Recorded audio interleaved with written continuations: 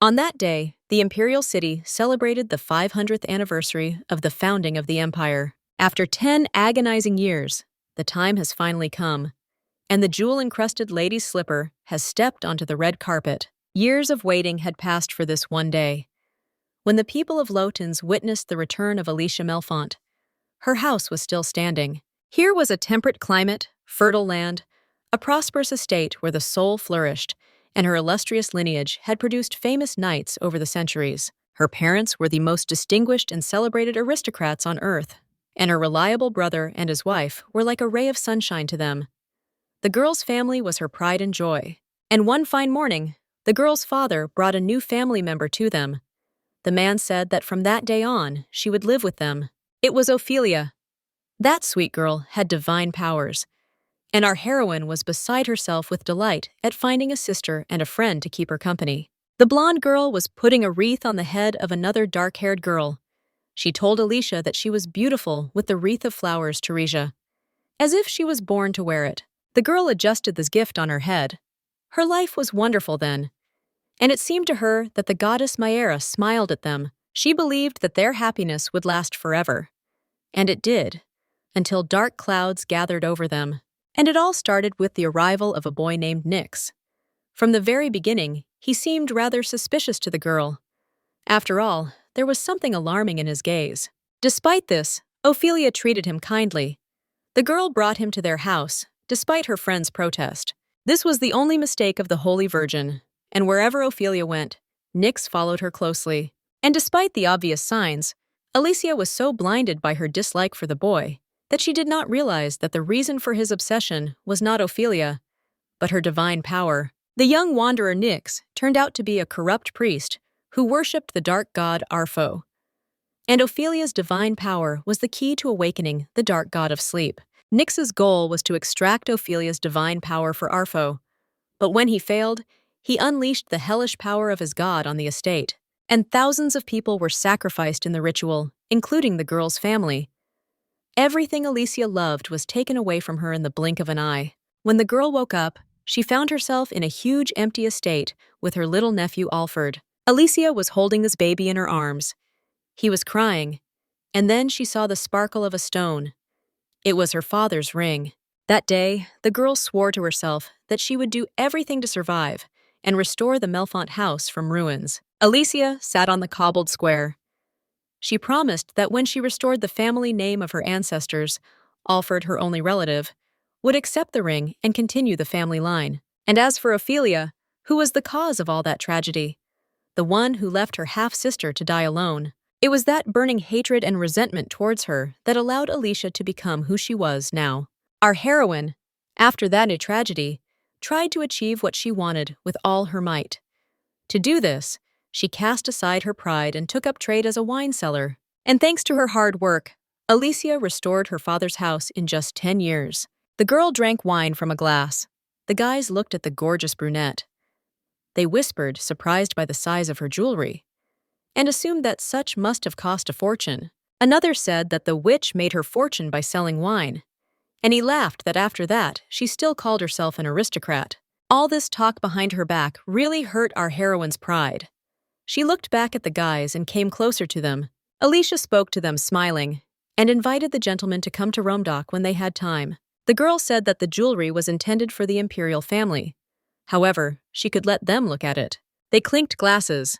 The aristocrat said in a condescending tone that the boys probably wouldn't have enough money to buy it. Judging by their faces, they were seething with anger, but they couldn't object. Alicia closed her eyes, turned around and walked away. She thought that those ragamuffins were only capable of gossiping behind her back. For the girl, the dignity of an aristocrat had no meaning. Alicia continued walking, lost in thought. After all, she was only paving the way for her dear nephew Alfred.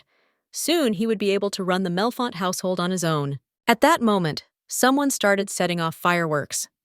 The girl thought angrily that it was a waste of money. The city residents should reconsider how the city managers spend their taxes. For a moment, time and all living things stopped. The earth shook under the onslaught of force. A powerful and deafening explosion was heard from a nearby building. The blast knocked the heroine off her feet. Sitting in the dust on the dirty ground, she tried to cough. Alicia was confused as to why the explosion had occurred. The girl pulled herself together. She had to get out of there. There was no time to waste. Clumsily, she tried to get to her feet. A familiar and terrifying feeling came over her.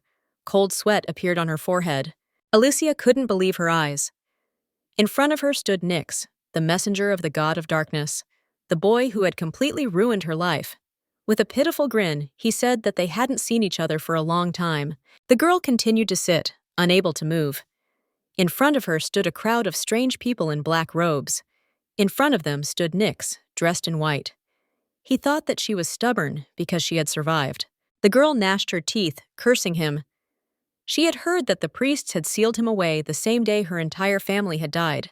But it seemed he had managed to slip away like a petty stalker. The heroine sarcastically said that she thought his corpse was safely rotting in the dungeon. The guy smiled.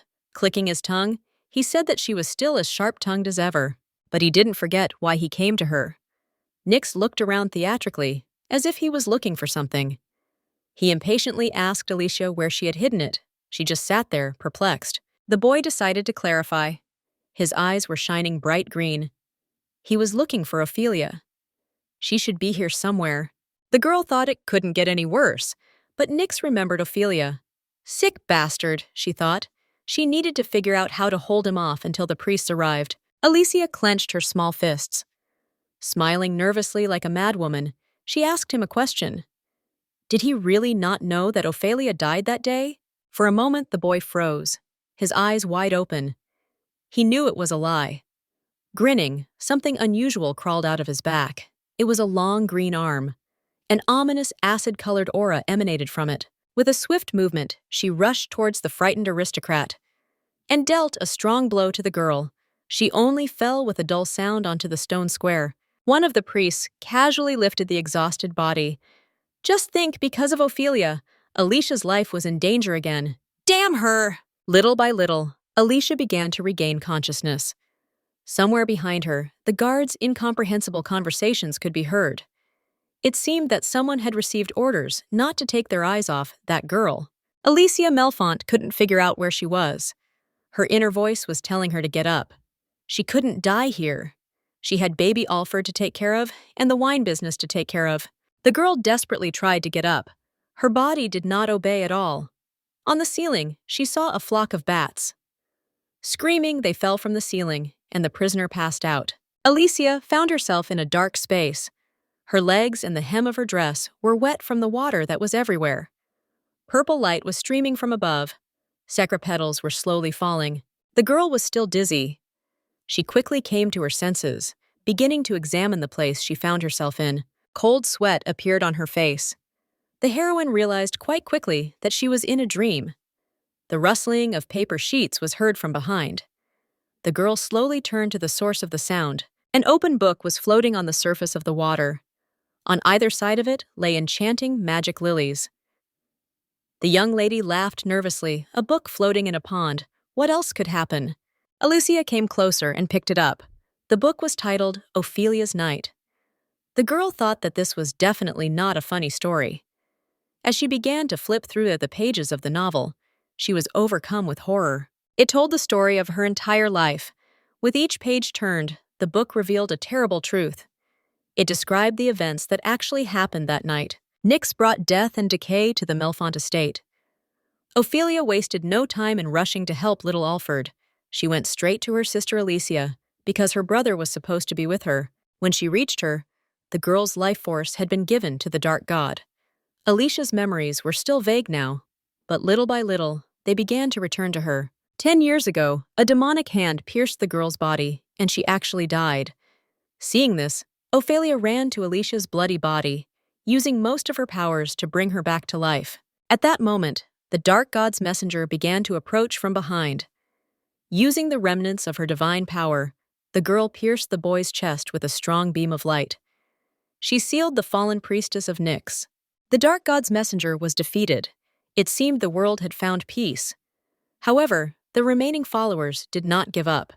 10 years later, they came up with a way to free him from his chains. Servant Arfo awoke from a long sleep. The goal was still the same. Once again, he set out to find Ophelia. The heroine quickly drew conclusions. Nyx came to the capital because he felt Ophelia's divine power. However, the power did not come from her. The girl sighed heavily. That explained why he was asking Alicia about her. If the girl could use this power, she would deal him a serious blow. But how to do it? The young lady decided to continue reading. Perhaps there would be more clues in the book. A little time passed before the girl realized something. She had missed a very important fact. The title of the book suggests that the main character of this story is Ophelia, not Alicia. The girl tensed. She continued reading impatiently. Having crushed the imperial forces, Nyx went to the far corner of the kingdom. There he built a real citadel, Tantaros. Then he tried to lure Ophelia to his lair. It was a very cruel way. He sent Alicia to her in pieces. Very soon, the Holy Virgin responded to this dark invitation. She actually came to his lair. Grinning, Nyx thanked Alicia. It was her desperate desire to live that brought Ophelia here. It was one precise swing of the sword. The boy cut the throat of the dark-haired girl right before her eyes. With a dull thud, her sister's body fell to the stone floor. Alicia clutched her throat, breathing heavily. Her heart began to jump out of her chest. She couldn't believe what she was reading. She was destined to die from the start. The girl began to scream, protesting what was written. Ophelia had given her her divine power. She couldn't die so easily. Alicia had to learn to control her power. Then she would be able to heal any wound. With shaking hands, the girl continued reading. As soon as Nyx's blade cut through Alicia's flesh, the divine power returned to its owner. The room was filled with emanating light. This power gave Ophelia even greater strength of spirit, body, and mind. She armed herself with divine power and terrible anger. This time, the Holy Virgin sealed the fallen priest forever. In doing so, she prevented the return of Arpho, the dark god, and so ended Ophelia's story. She became Maera's favorite and the savior of humanity. The girl was still standing in the dark, water-filled room. Blood pounded in her temples. Involuntary tears began to flow down her cheeks, falling onto the pages of the book. Crying, Alicia still couldn't believe everything that was happening. She didn't want to die for Ophelia's happy ending. She definitely didn't agree with that. The open book plopped into the water. The girl sat on her knees and tried to calm herself down. She kept muttering to herself that it was just a bad dream. She needed to wake up from this nightmare now. Little Alfred was waiting. The people of Melfont needed her. Alicia slapped herself as hard as she could. The girl groaned from the sudden pain. She herself did not notice how she had already woken up. But she continued to complain that she could not return to reality. Touching the sore spot on her cheek, the girl froze. She heard the clanking of the shackles that were put on her hands. Alicia decided to look around. It was a fortress built in the wasteland, far from the Imperial troops. She knew there was no point in screaming. Cries for help were heard outside. It was all clear. They were holding prisoners here for sacrifice to the dark god. Alicia heard a familiar voice. He was convincing that Arpho would accept and lead the souls of the captives to the depths of hell. Nyx's twisted speeches only made things worse. Soon the girl understood. She was carried to Tantaros, his lair.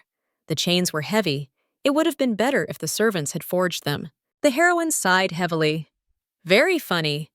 Everything went according to the plot of the book. Light penetrated through the dense layers of the web, creating a play of light and shadow. Suddenly, she realized something with horror. A wave of goosebumps ran across her skin. It meant that soon the girl would die here. Alicia looked at the gray rocks beyond the bars.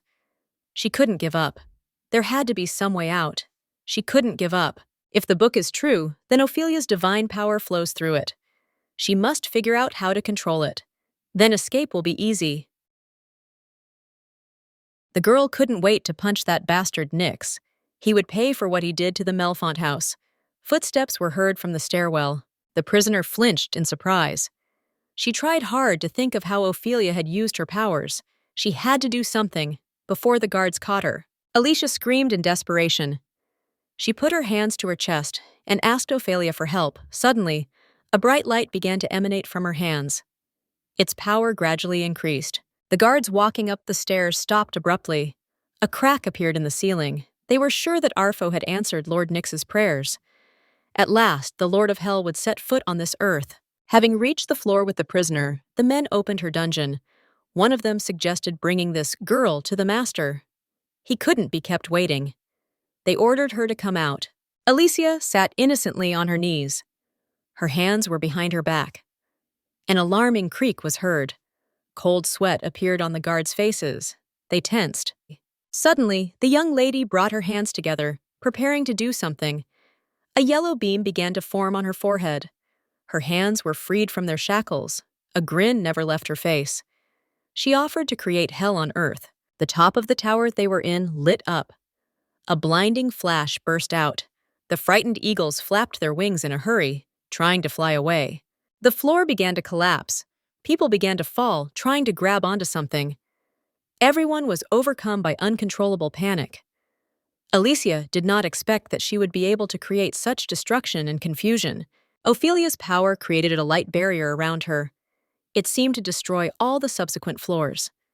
Everyone continued to fall. The book was telling the truth. The power of the Holy Virgin had been sleeping in the girl's body all this time. The writer had wasted the paper on Ophelia's night. He had also been wrong if he thought that Alicia would meet such a miserable end. In a rush of adrenaline, the freed prisoner wanted to scream. No amount of ink and paper could save this book from the coming chaos. Alicia finally landed. Rocks were still falling in chunks from above.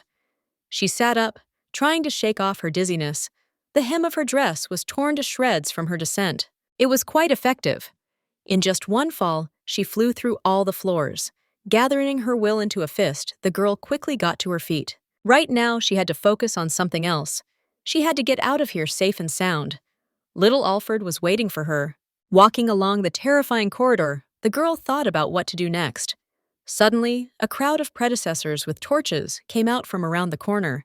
They ran after her, screaming. One of them managed to grab the hem of her red dress. Alicia fell with a crash onto the hard floor, scraping her knees. Stupid dress.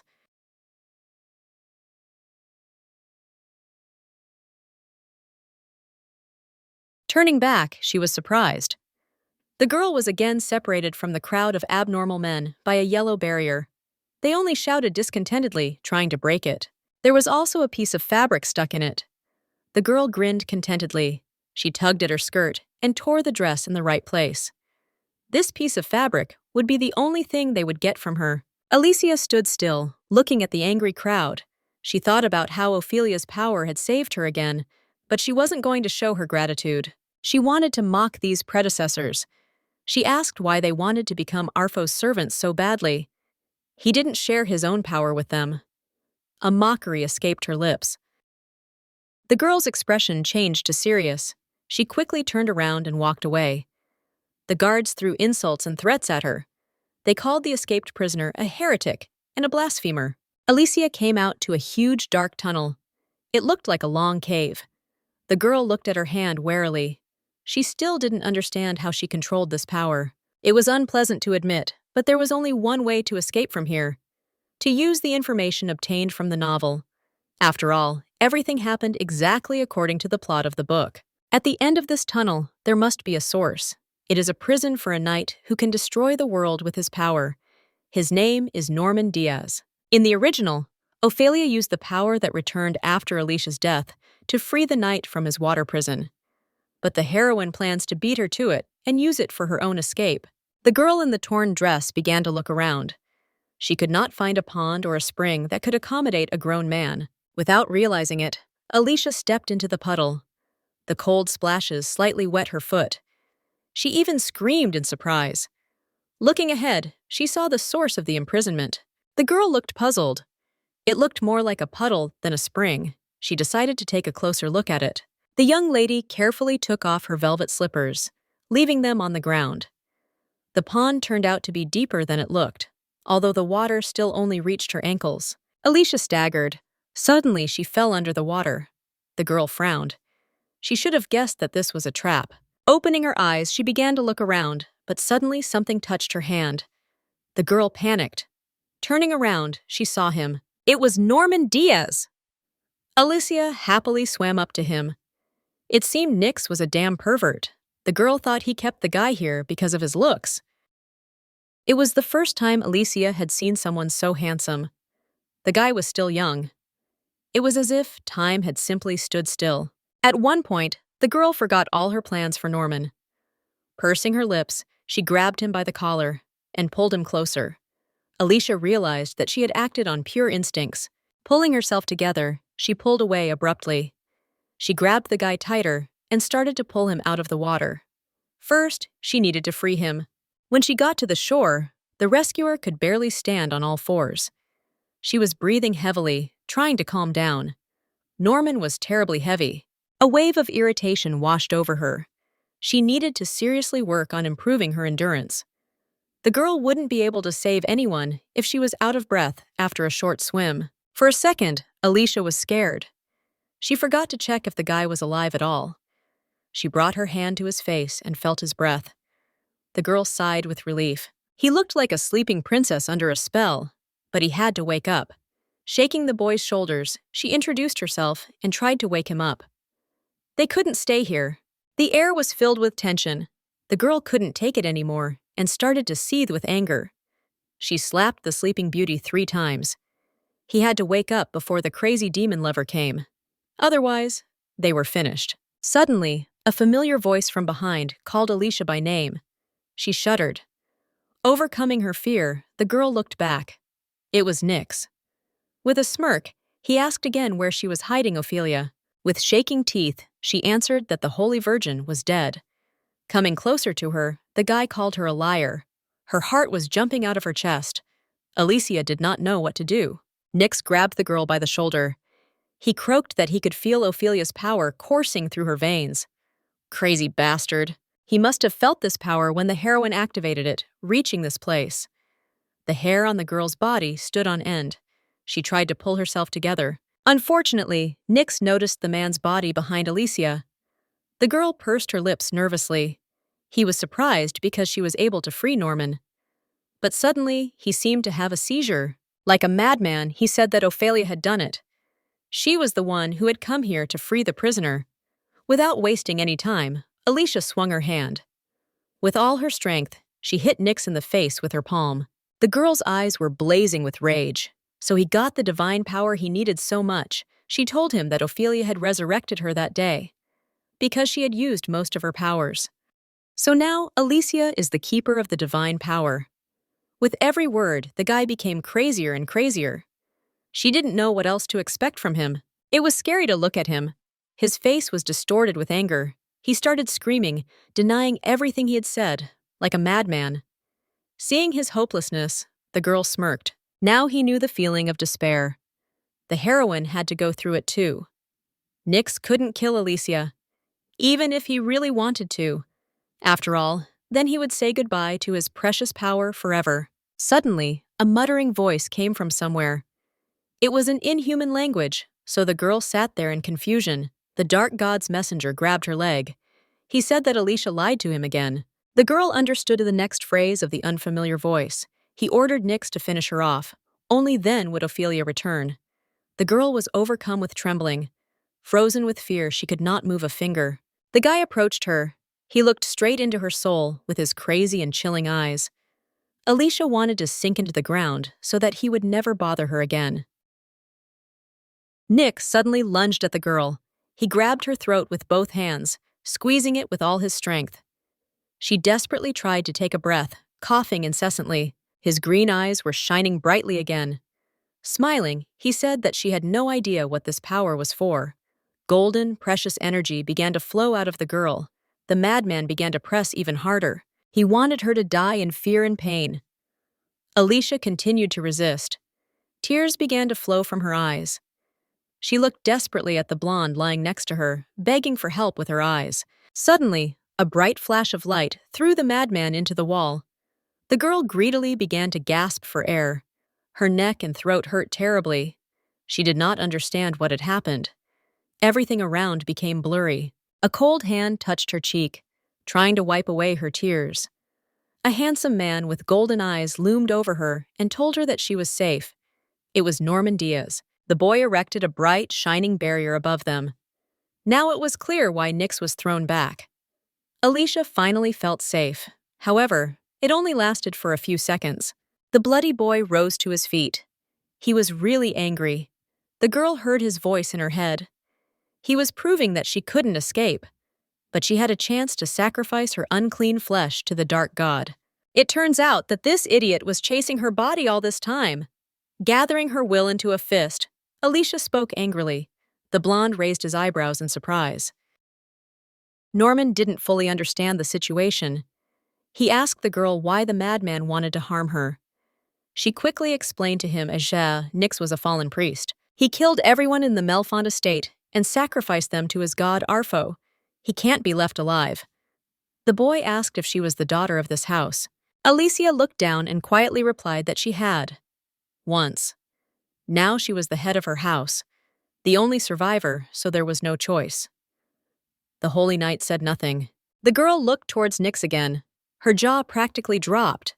From behind him, familiar green hands with a terrifying aura appeared. He was about to attack the couple standing under the dome. With great speed, the dark green limb rushed towards the shining shield. The man put both hands forward. He tried to resist Nix's power. Suddenly, a cracking sound was heard. The dark god's messenger almost broke the barrier. Alicia began to shake with fear and unconsciously grabbed Norman's forearm. She begged him not to let this madman kill her. The boy gently stroked the girl's hand. He said that he didn't have enough strength to deal with him now. However, he could buy some time. The madman urged Norman to surrender. This flimsy barrier would not save anyone, and he would tear the guy apart, offering his blood to the dark god. Without waiting for an answer, Nix unleashed another barrage of blows. This time he managed to make a breakthrough. The barrier shattered into pieces. Alicia closed her eyes, frowning. She knew it was the end. Suddenly, a bright flash lit up the entire tunnel. The madman was sent back into the wall by force. Norman Diaz had created a new shield. The girl's mind was clouded. The Holy Knight stood before her. With his power, he is capable of upsetting the balance in the world. One of the heroes of the novel, who prophesies her death. This man simultaneously reminds the heroine of the danger that awaits her in the future. But he is also her only salvation. They continued to look into each other's eyes, enchanted. There was a rumble in the distance of the tunnel. The ceiling and walls were slowly starting to collapse. They needed to leave this place as soon as possible. Behind her, Alicia heard a frightening cackling. Nix was lying in a pool of his own blood. A satisfied smile was still visible on his face. The girl panicked. She heard his voice in her head again. He asked her why she was being so stubborn. It was useless. Deep down, she must know that she was condemning herself to more suffering. Alicia tried to deny all his stupid and baseless speeches. She would not just sit and wait for her death. He did not stop. He said that she was nothing more than a temporary vessel for Ophelia's divine power. Norman paid attention to the girl's condition. He explained that if she heard Nix's voice in her head, she should resist. He tried to weaken her by instilling fear in her soul. The boy tried to cheer up Alicia Melfond in every way. After all, she was the hero who had saved him from captivity. She could survive this. After that, he apologized for his rudeness. They had to hurry. The man picked up the girl in his arms and easily stood up. He promised to get her out of here. The ground continued to shake. Norman continued to run confidently, dodging falling rocks. Alicia felt like a feather. Behind her, the cackling of the fallen priest could still be heard. Ophelia woke up suddenly, terrified. She sat up in a hunched position, trying to catch her breath. It was as if she was having a nightmare. Nicholas Diaz quickly ran up to her. He was the second son of the Diaz house. He quickly asked how she was feeling. There was concern in his voice. The girl wanted to know how long she had been unconscious, and how many days had passed since the festival. The captain replied that she had slept for less than a day. She also shouldn't worry. Nix hadn't gotten what he came for. The broad-shouldered guy gently put his arm around Ophelia's shoulders. He assured her that they still had time. They would definitely save Alicia. But the girl couldn't escape the feeling of guilt. She had switched off when she was needed most. Out of anger, she squeezed her other hand painfully. A man named Jack approached the pair. He quickly reassured them that there were enough leads. While Ophelia was resting, their team would definitely find Nix's lair. The girl firmly answered that it was necessary to move out right now. Everyone was perplexed. They didn't even know where he was hiding. But she answered loudly and clearly, "The Citadel Tantaros."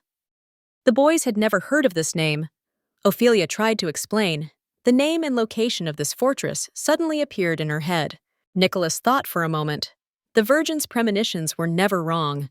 Then, that's where he could find more clues about Norman's location. Who knows? Maybe he was waiting for him. The captain rose quickly to his feet, confidence evident on his face. He gave Jack a clear order to prepare to leave. A man with a girl in his arms flew out of the collapsed tower. It was Norman and Alicia. She thought it was an unimaginable dream. There was a shining ring on the guy's back, like a seal. He looked into her face with his amber eyes. He asked her to close her eyes for a minute. But the girl couldn't do it when he was so close. She was still amazed by his beauty. Finally, the couple landed. They still left a trail of golden dust behind them. Norman gently set her down on a rock. He treated her like a princess. The guy asked if she was hurt, but Alicia didn't have time to finish saying that everything was fine. Her temples began to throb. She felt hot. She was so focused on surviving that she completely forgot about one important fact. Nyx attacked her with evil spirits. Even then, after the explosion in the city square, Alicia involuntarily began to stagger. Her heartbeat quickened. It became difficult for her to breathe. The poor girl was terrified again. She had been through so much just to die. Unable to sit up on her own, Alicia fell into the Holy Knight's lap. He quickly realized that she was gasping for breath from shock. Norman apologized if what he was about to do seemed inappropriate. Carefully laying the girl's body on the ground, the guy unlaced the top of her dress. Alicia let out a sigh of relief, shuddering. She asked Norman if she was still alive. Smiling sincerely, he answered that she was. The course of events changed. Nyx failed to kill her. The girl threw herself into the boy's arms. Sobbing, she quietly said that she was scared to death, and it was a miracle that she managed to get out of there alive. Norman gently stroked the long-haired girl's head and tried to calm her down in every possible way. She was safe. Everything would be fine now. The guy offered her to lean her head on his shoulder. Now all she needed was sleep. The warm wind gently rocked the leaves on the branches, creating a melody of nature. Alicia's eyes slowly began to close. Meanwhile, in the Citadel of Tantaros, the team explored the destroyed tunnel. Nicholas decided to ask Ophelia's opinion. He asked her what could have happened here. Suddenly, Jack ran up from behind. He excitedly reported finding the heretic priest. He was lying crushed under the beams.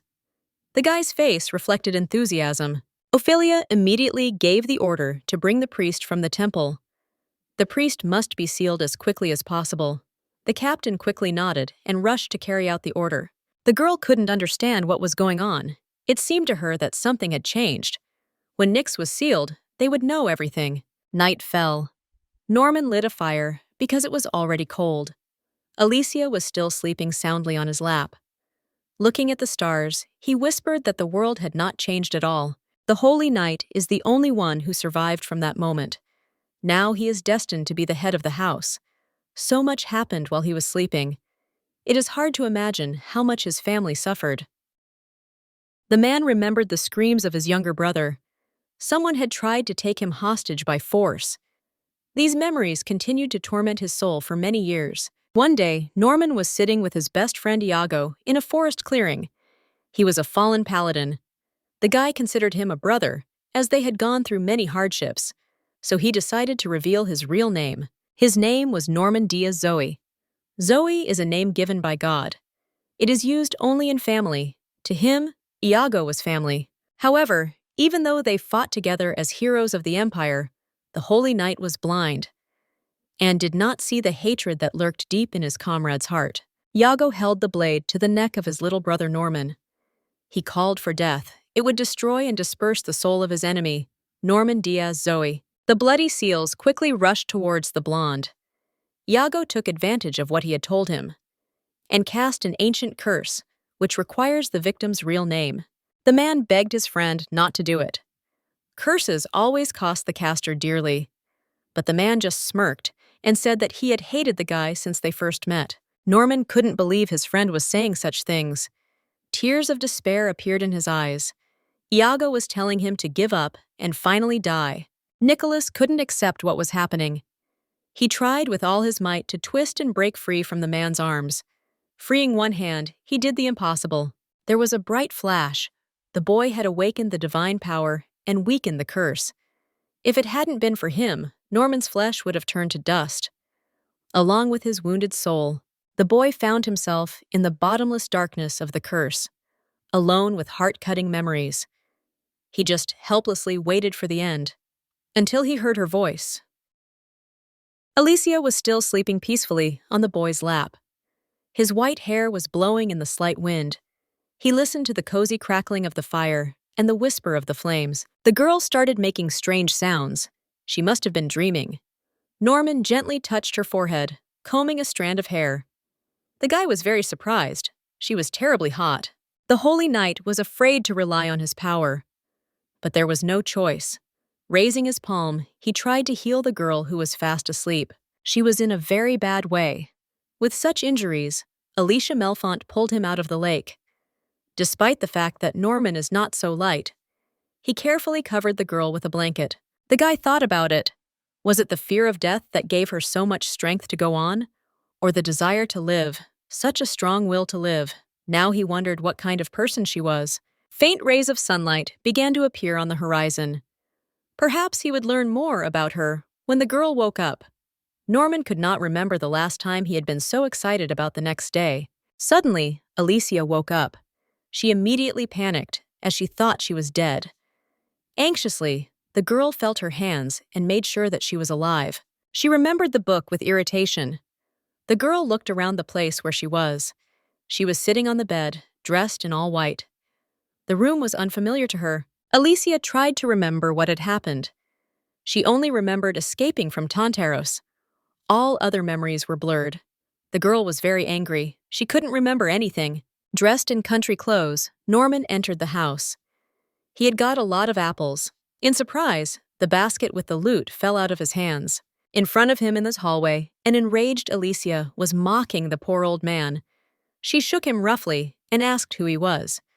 Apparently, the girl suspected him of serving the priest Nyx. The boy quickly interrupted her interrogation. He asked her to calm down. These kind people allowed them to stay here for free. Gratitude was visible on the grandfather's face. The girl frowned. This sounded even more suspicious. Why would they do this without any benefit? The old man standing behind tried to explain. The lady's clothes were torn to shreds. That's how he understood that she didn't have a penny. Alicia began to look at herself. Grandma's nightgown, one earring missing, barefoot. Also a signet ring that couldn't be sold. That was all she had. The girl fell to the floor. She missed her silk dress and jewelry. Norman turned to the elderly couple. He asked them to forgive his companion and thanked them for their understanding, because she had been through a lot. Norman turned to Alicia. He thought she would wake up later. He should have come back earlier and explained everything that was happening. In any case, the guy was glad to see the girl on her feet. His companion at this time looked at her hands with surprise. They were perfect, not a single scar. She asked the guy how she recovered so quickly. He answered that it was because of her divine power. Norman put the apples on the table and offered the girl something to eat. She was probably hungry. The fruit was from the forest nearby. The couple had no money, so they would be eating like this for the near future. Alicia continued to stand, wandering in her thoughts. The guy himself handed her a red apple. He hastened to reassure her that it was not poisoned. The girl awkwardly asked Norman, who had changed her clothes while she was unconscious. Without losing his composure, the guy answered that the old lady had done it. The dress was too wet and dirty. Alicia also asked how much time had passed since their escape, and where they were, and also what happened to Nyx after the destruction of Tantaros. It is very important for her to know. Norman replied that Nyx had taken the full brunt of the divine force. Accordingly, he would be paralyzed for several weeks, maybe even longer. The boy was filled with inner unrest. His eyes were looking at the floor. He hadn't been able to deal with him when he had the chance. The long confinement had taken a lot of strength. Alicia was even scared by Norman. He said such things with a sincere smile on his face. The companion continued that the girl slept for about 2 days after the escape. However, she thought that she had simply lost consciousness. The holy knight carried her on his back through the forest. Soon they came across a settlement called Thule. There, kind residents offered them a place to stay for the night. The girl began to remember the location of this village. It was on the border of the empire and the east coast. The guy complimented Alicia that she was good with maps. She just continued to think out loud. They were not far from the Ramdak Guild headquarters. It wouldn't be too difficult to return to the empire. She finally bit into the apple with gusto. Norman said he had been wanting to ask one question for a long time. There was hesitation in his voice. He asked how the lady knew he was in that lake. Alicia was ready for any question, but definitely not this one. The guy modestly continued that she was his savior, but he didn't even remember her name or the reason for his release. His face flushed a little. The girl couldn't say that she had read about it in a book. It would have sounded too crazy. Without losing her head, she quickly came up with what to answer him. There used to be rumors and legends all over town. The firstborn of the Diaz family had long since disappeared. By coincidence, Alicia fell into this spring. Then she saw him sealed at the bottom of the lake.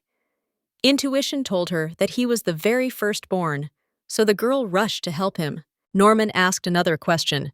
Why would Nix kidnap Alicia and seal him? The girl's face suddenly became serious.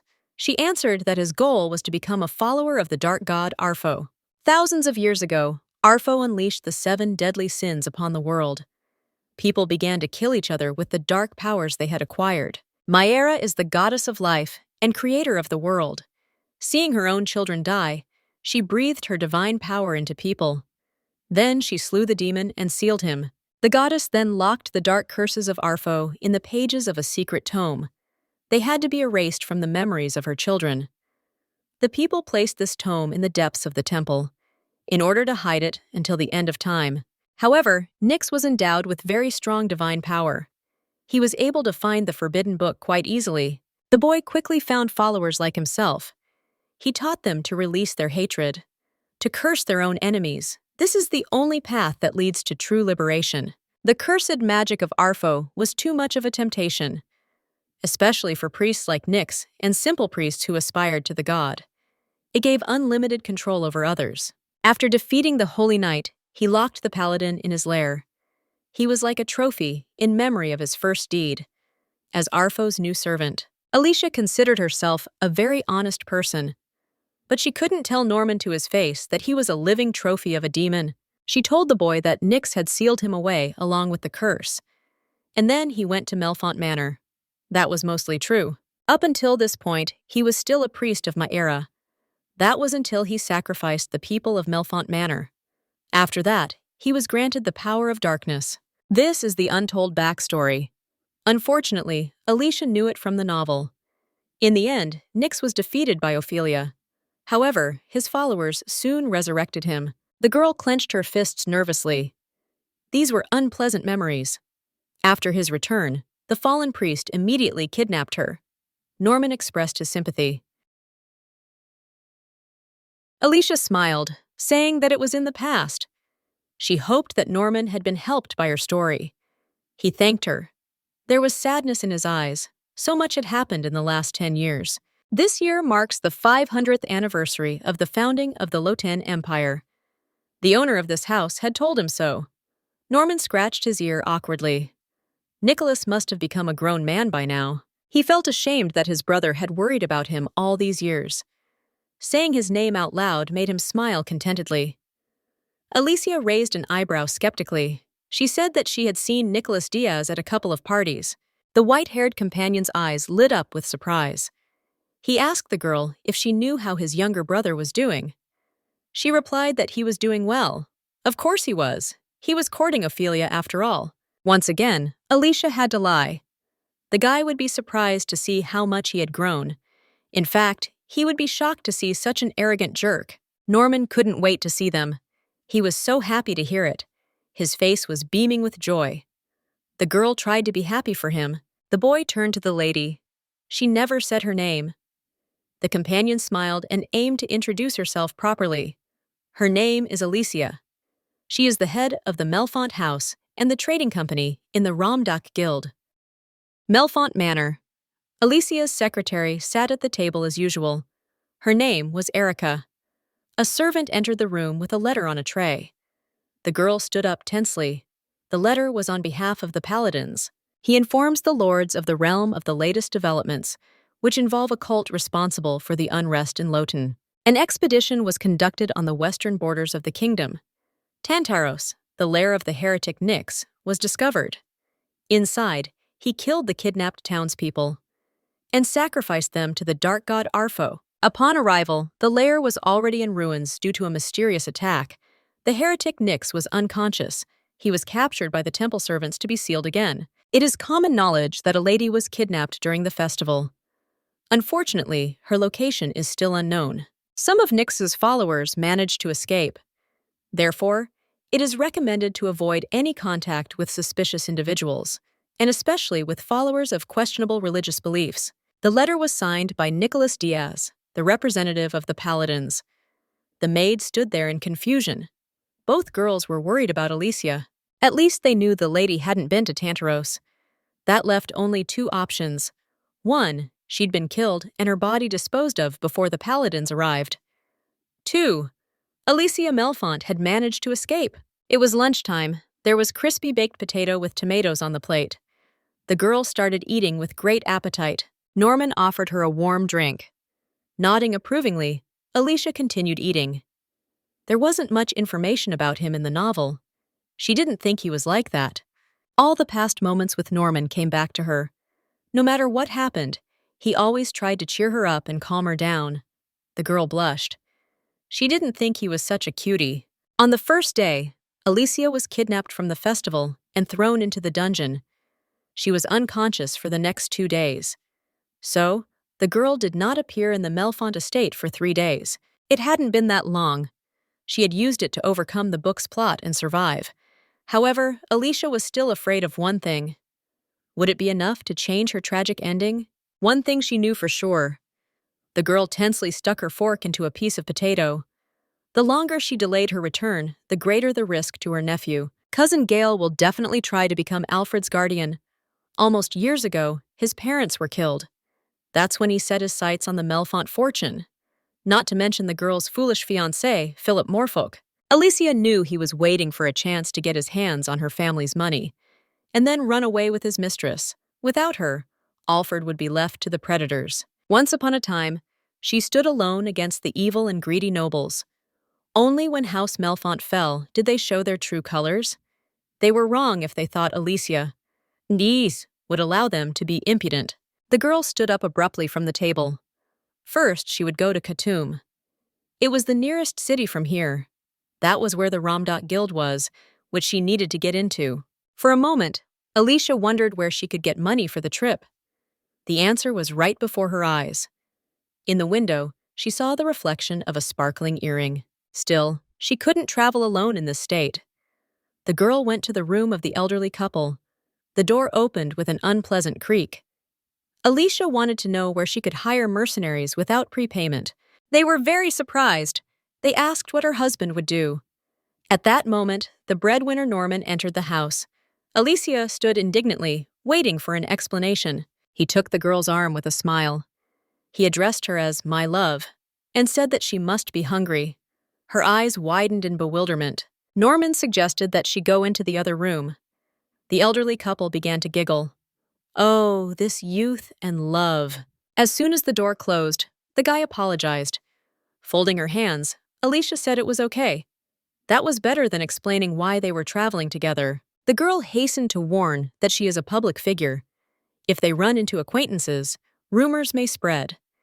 It would be better to tell these people the truth, since their paths may soon diverge. Norman suddenly fell to his knees. He asked permission to accompany the lady at least to her estate. She stood there, unable to say anything.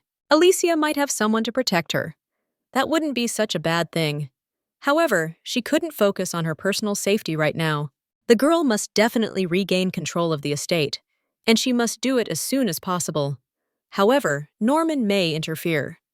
The return of the first son of the Diaz house will attract the attention of the public. Everyone knows that close attention always brings accusations. Also, his handsome face is enough to gather a crowd. She doesn't need all these complications. His mere existence makes Alicia uneasy. The boy is a living reminder that the book's curse is real. The girl said that he is a nuisance. It was hard for her to say these words. Norman looked at her, puzzled. Suddenly, his eyes shone with sincerity and devotion. He suggested that they stop pretending to be husband and wife. The guy even swore on his honor. He promised to be more careful in the future. Alicia sighed heavily. Yes, that was part of the problem, but he didn't understand what she meant. Over the past 10 years, the girl has restored the Melfont house. She worked as a humble merchant. Their power depends only on trade and profit, not on their origin. Their house has chosen survival over aristocratic dignity. They will welcome Norman with open arms. But for the girl, everything will be different. Alicia clutched the hem of her dress tightly. Norman Diaz's return, in the company of the witch Melfont, could have very bad consequences. It would give them a reason to hunt the girl. There was silence in the room. Norman nodded, his expression serious. He admitted that it had taken him a while to realize how much the world had changed in the last 10 years. The girl looked upset. He seemed offended. The guy decided to sum it all up. Alicia needs to get back to Melfont Manor quickly, because there are those who want to take over her fortune. If she went with him, it would attract unnecessary attention. It would also delay her return. The girl was also worried about possible rumors. She didn't like that at all.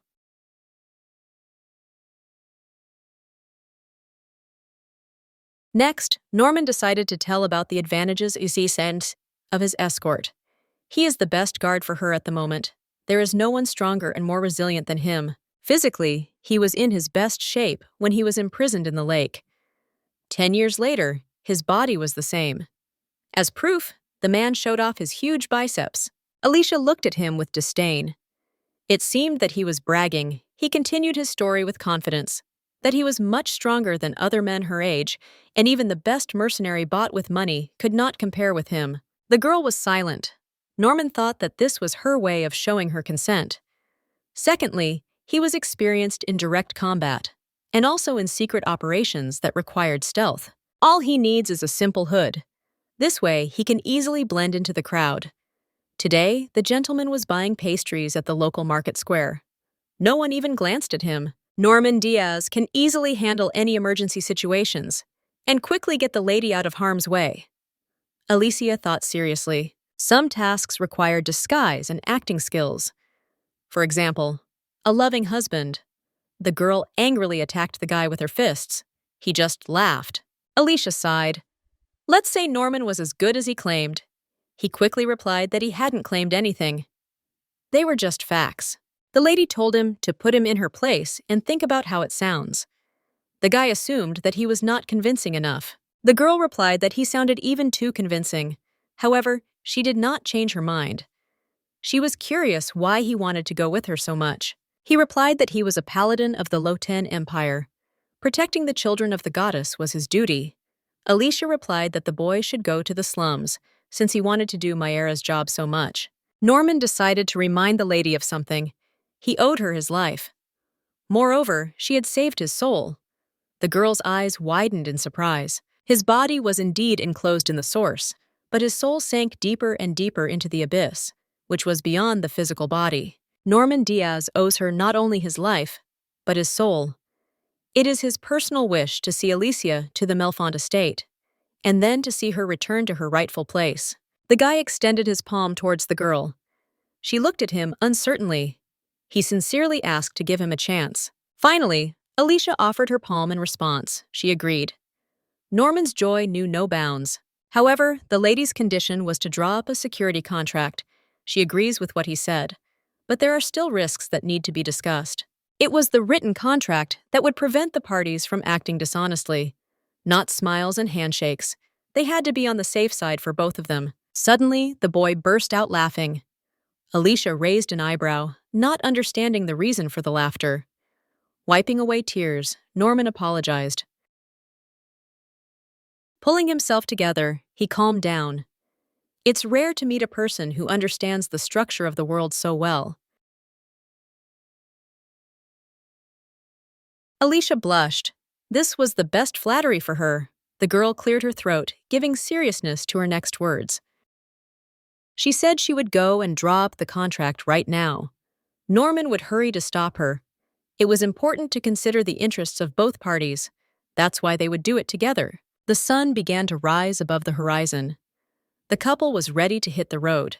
Norman sincerely thanked the elderly people for their hospitality. Alicia nodded in agreement. They wished them a safe journey, continuing to watch. The man said that it brought back memories. The woman laughed. She replied that he had not been so handsome in his youth. The young couple arrived at the Thule Market Square quite quickly. It was on the way to Katam. Norman asked the lady to relax. Otherwise, they would attract unnecessary attention. Since they are a real couple, they need to hold hands. In response, Alicia grabbed the guy by the hood and pulled him towards her. She told him that he should cover his face. At that moment, footsteps were heard from behind. The stranger passed by, pushing Norman in the shoulder. The girl tensed up. Smiling, the guy hugged the lady tightly. He said that now he did not regret signing the contract. Alicia blushed a little from embarrassment. The girl quickly pulled herself together. She whispered that the gentleman was too worried. He was just a local who was passing by. As planned, the couple entered the pawn shop. Alicia handed the salesman an amethyst earring. He began to examine it lazily. For this trinket, the man offered 1 gold coin.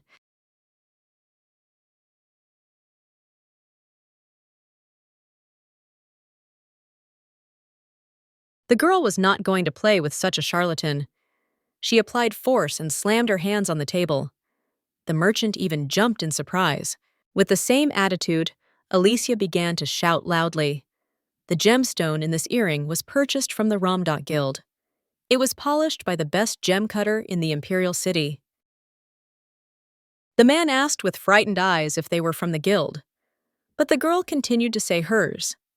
If this was his best offer, then she would accept it. However, this would be their last deal. After all, Ramdak would stop supplying his goods to this establishment. The merchant swallowed the lump in his throat. He still held the earring in his hand. Smiling nervously, the man did them a favor.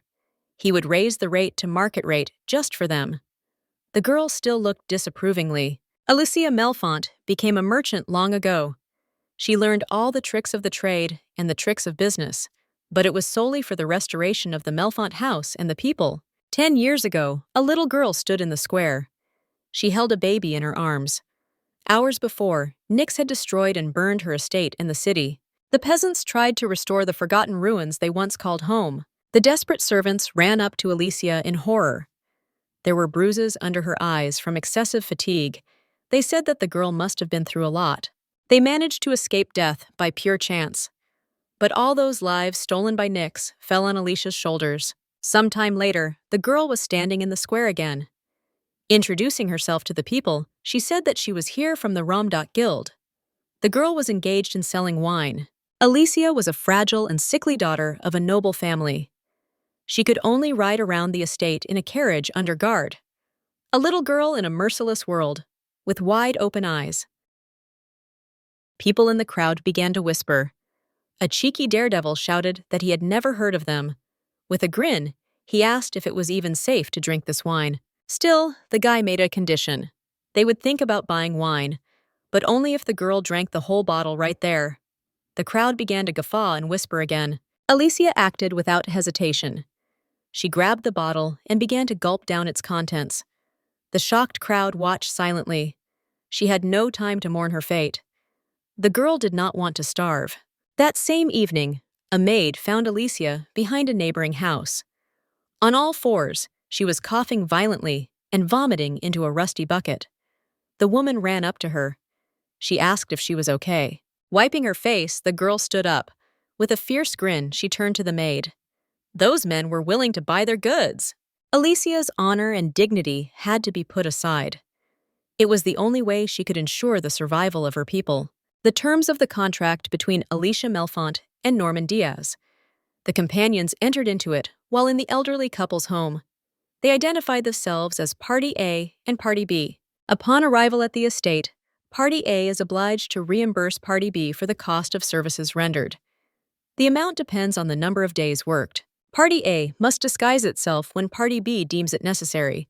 Party B must hide its face and body on the street. Party B must also protect Party A with its life. In the end, there was a whole bag of coins on the counter. Alicia had managed to get her way. But she continued to stand still, lost in thought. Norman decided to ask if everything was okay. The girl didn't immediately return to reality. She looked at the guy in confusion. Alicia told her companion that she hoped the merchant was a chatterbox. He only flinched when the couple turned their gaze to him. In any case, rumors would spread about the lady. She wanted them to be in her favor. That's why she turned to a jeweler. The girl asked him to tell everyone that Alicia Melfont was heading to Katam. Let her tell that the head of Ramdak had returned. Night was approaching. Alicia was finally able to sit down. Her legs were terribly tired. It had been a long day. Norman suggested a good dinner. The couple decided to stop at the nearest establishment. The guy turned to the girl in a guilty tone. He said that they didn't have enough money to rent a room. The lady nodded. In response, she offered to rent a place to stay on credit. Alicia is the leader of Ramdak. She can't reveal her identity when renting a room. It would damage the guild's reputation. Norman can't do it either. It would cause rumors to spread. They'll have to set up camp outdoors until they reach Katam. Alicia's guild members will help them once they arrive. Besides, the lady would prefer to pay for quality service. She would never waste money in dubious establishments. Norman quickly noticed something. Shopping centers like Katama attract criminals. They should send a messenger to the knights of her house. That way they'll know when Alicia arrives. The girl looked sadly at the floor. There were none at Melfont's house. This tradition had been interrupted on that fateful night. 10 years ago, all the knights had been destroyed. No one wants to pledge allegiance to a fallen aristocratic house anymore. And on a ruined land, too. Norman felt uneasy. Alicia hastened to console him that everything was fine. Even without the knights, they had managed to rise from the ashes. Thanks to Ramdak, no doubt. The boy smiled with relief. Clearing her throat, the girl continued. Ramdak is now milk and honey for her home. The waiter brought the couple steaks with vegetables and a bottle of wine. Norman wondered how she became a merchant. The lady answered confidently. She managed to do it thanks to the lotus flowers. The guy was surprised. The girl began to explain everything. A long time ago, an epidemic spread across their lands. She had ruined many crops and craftsmen. Alicia thought she had exhausted all possibilities. However, something caught her attention. They were the lotus flowers on the lake. Lotus leaves are good for making tea. The stems can be sold as fuel. But this trade was not enough to restore the Melfont house. Then they came up with a more profitable way to use the flowers: selling lotus wine. It was a unique wine that only the Melfont house could make. Thus, they became the first aristocratic house to create a trade guild. They had an aggressive trade policy. It was thanks to this that they managed to amass an unimaginable fortune. The guild then invested the profits in other ventures: land, real estate, jewelry, also soldiers and privates to protect their people and the merchant fleet. Everyone thinks Alicia is a heartless, money-hungry witch. People whisper behind her back at every party. She sacrificed her honor and reputation, all to get her family's money back. Norman clenched his fists. That explained it all. At such a young age, she had a very good understanding of the world, and she was also extremely susceptible to rumors. Norman noted that the pursuit of profit in order to help those in need is noble. It is much better than maintaining the pride of an aristocrat without beneficence. The girl couldn't help but smile. She replied that she had long since stopped caring about honor and dignity. Suddenly, Alicia heard a discussion behind her. There were 3 men sitting at the table. They knew who she was. They called her the nasty harpy who was thought to have been killed at the festival. One of them said he could spot those purple eyes a mile away. She was using her guild to get her claws into Katam. The men were quite drunk. The gray-haired boy joined the discussion. He believed that high-born people were supposed to sit in the estate and also read books and drink tea. She had no right to deprive them of their livelihood. Alicia ignored them and continued to eat. She knew those men weren't wrong. In any case, the girl was prepared for insults. In the eyes of other merchants, Alicia Melfont is a competitor. However, among other nobles, she is an outcast, an aristocrat who sells wine. The group of drunk men continued to mock. Their jokes became harsher and harsher each time. At that moment, the girl missed one very important thing. Next to her sat the sleeping prince, who did not tolerate insults. He tried to control himself. The last straw was the words that she should have died with her family. Alicia saw Norman's tension. She tried to calm him down, but it was too late. The guy slowly stood up. He said it shouldn't be like this. Norman lunged at the drunk with his fists. He couldn't even resist. They were like dogs, always barking but never biting. The girl knew that a fight in a tavern could be a problem. She tried to stop her protector. She said that everything was fine, but he insisted. These peasants could not insult anyone with impunity. Alicia didn't know how else to stop him. Without thinking, she said that he was not okay. The guy froze, staring at his companion in shock. The girl tried to pull him away by his cloak. However, Norman still did not understand that they should not be here. Alicia demanded not to make the situation even more difficult. She called him a fool. The man continued to sit, shocked. Behind them, a commotion began to arise. The injured guy's friends began to threaten the blonde. Alicia took Norman by the hand. She threatened to leave him here if he didn't wake up right now. The guy came to his senses immediately, and with all their might, the couple ran out of the tavern, racing away. The lady continued to run, holding the boy's hand. She was not physically strong. Therefore, she was gasping for air with her last strength. Her heart was pounding. Norman asked again if everything was okay. The girl was angry. She had already told him that everything was fine. However, the guy kept asking this question and making a fuss. This was a breach of contract. The lady would definitely deduct this from his salary. Norman tried to stop the girl. She turned around angrily and knocked his hand away. Alicia started screaming recklessly. She was tired of his constant fussing. The companion muttered that he was probably going to hit her. The guy raised both hands, denying. He continued to stand awkwardly, with a guilty expression on his face. The girl had no intention of ending the conflict. The noble child of the House of Diaz had made it clear. He would not tolerate harsh words. She asked what was stopping him from hitting her now. Norman apologized for his behavior in the tavern. But he is a paladin. He cannot let those rude men get away with their ignorance. Alicia clenched her fists in anger. Then she shouted that these ignoramuses were right. Alicia Melfont was a disgrace to the aristocracy. She was a wine-selling whore who had traded her dignity for money. Norman could not agree with the terrible words that the drunkards said. In the same way, he did not believe the dirty words of the curse. Tears appeared in the master's eyes. In that spring, he heard voices every second. They whispered and demanded his death. In the tavern, he also tried to ignore the words of those people, but he failed. Horrible memories began to surface in his mind. Endless insults day after day. Gradually, they led him to the idea that it would be better to die. Soon it wasn't voices trying to kill him. It was him, Norman Diaz. Alicia's anger evaporated instantly. She felt compassion. The boy looked into the girl's eyes. He said that she was an amazing person, unlike him. However, no matter how strong Alicia is, the wounds caused by other people's words do not disappear on their own. The mistress must consider such an attitude towards herself unacceptable. The brunette nodded and turned her back to Norman. She vowed not to belittle herself anymore. But in return, he had to promise to control himself. The guy looked at her from behind with a smile. Alicia couldn't help but giggle.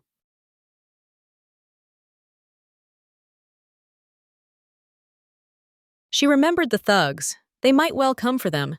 So the pair should go through the forest until they reached Katam. The girl thought with annoyance about spending another night on the street. Alicia and Norman looked at the sky in admiration. It was full of stars today. The guy glanced at the lady. She was shivering very badly from the cold. The gentleman quickly decided to give her his cloak. He gently wrapped it around the girl, and she shuddered.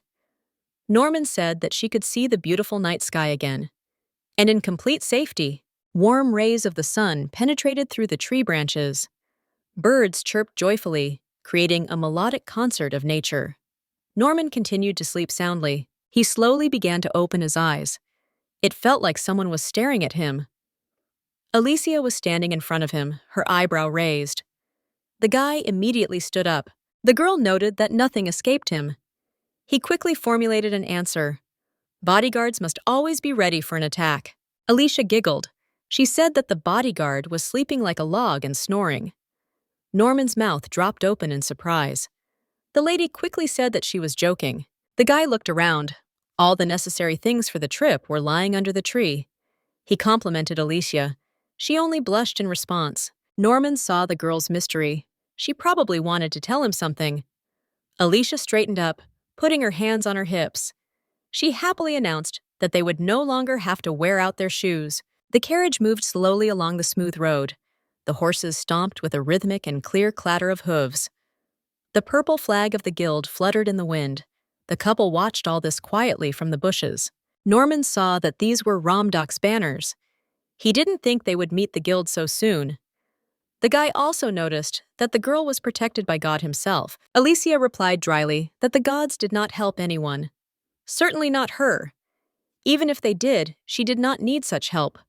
Only she herself could help the lady, and no one else. The cart came closer. They came out into the middle of the road and blocked the way.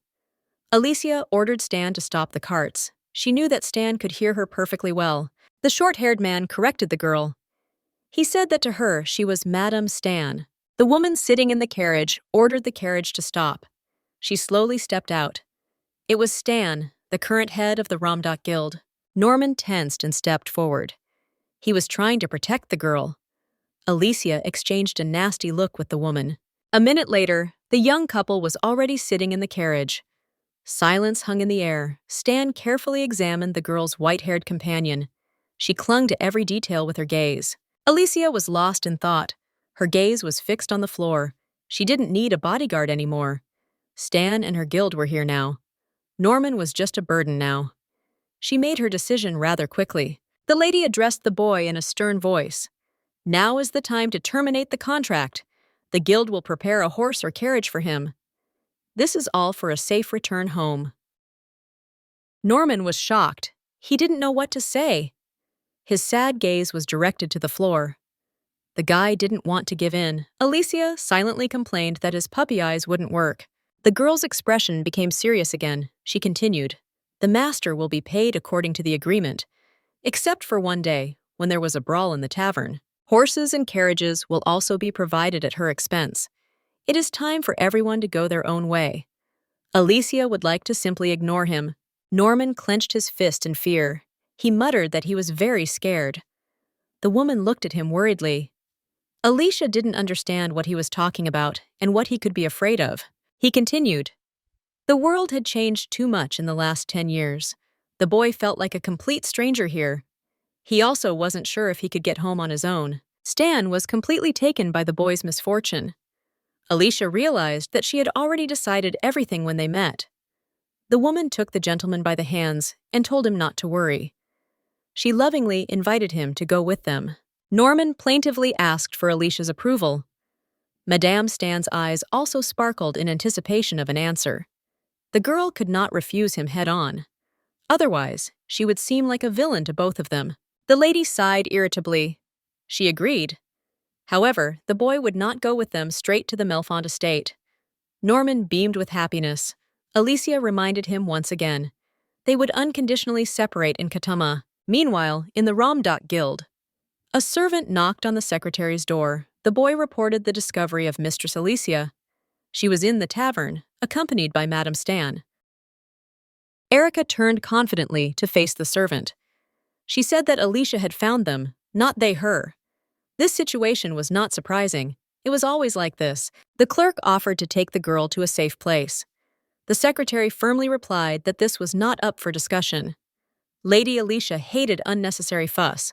The girl continued, "It's better to leave the showdown to Madame Stan. She can definitely be relied upon. Also, the lady knows Katam like the back of her hand." Suddenly, the front door opened with a bang. Erica indignantly wanted to remind her that she had ordered not to let anyone in. A tall, red-haired man entered the room. He asked where Alicia was now. It was the co-representative of the Ramdok Trade Guild, Gano. He asked with displeasure why he had not been informed of the lady's discovery. The secretary quickly answered him. It was not her job description. The man began to approach the girl with large strides. Erica made a remark. He should address the lady according to her title. She is his employer, not his friend. Gano smirked. He said their gossip behind closed doors had given him an idea. He should check his own employer. Only she could break this slave contract. The girl was furious at his words. She slammed her hand on the table, standing up. Erica said it was a legal employment contract. The man said he hadn't come here to argue. The secretary continued to speak briskly and loudly. She told Gano to go, and also to stop getting into trouble. Lady Alicia is the mistress of the guild. She will return home in the company of loyal members of Romdock. The man turned away, displeased. He declared that the lady would be better off in his company. The door slammed shut. The clerk noted that there was a commotion. Erica stood there, thinking. A solution came to her quickly. They had to hurry and warn the lady. They couldn't let Gano get to the city first. Katam, Alicia's overnight stay. The girl lay down in bed with great pleasure.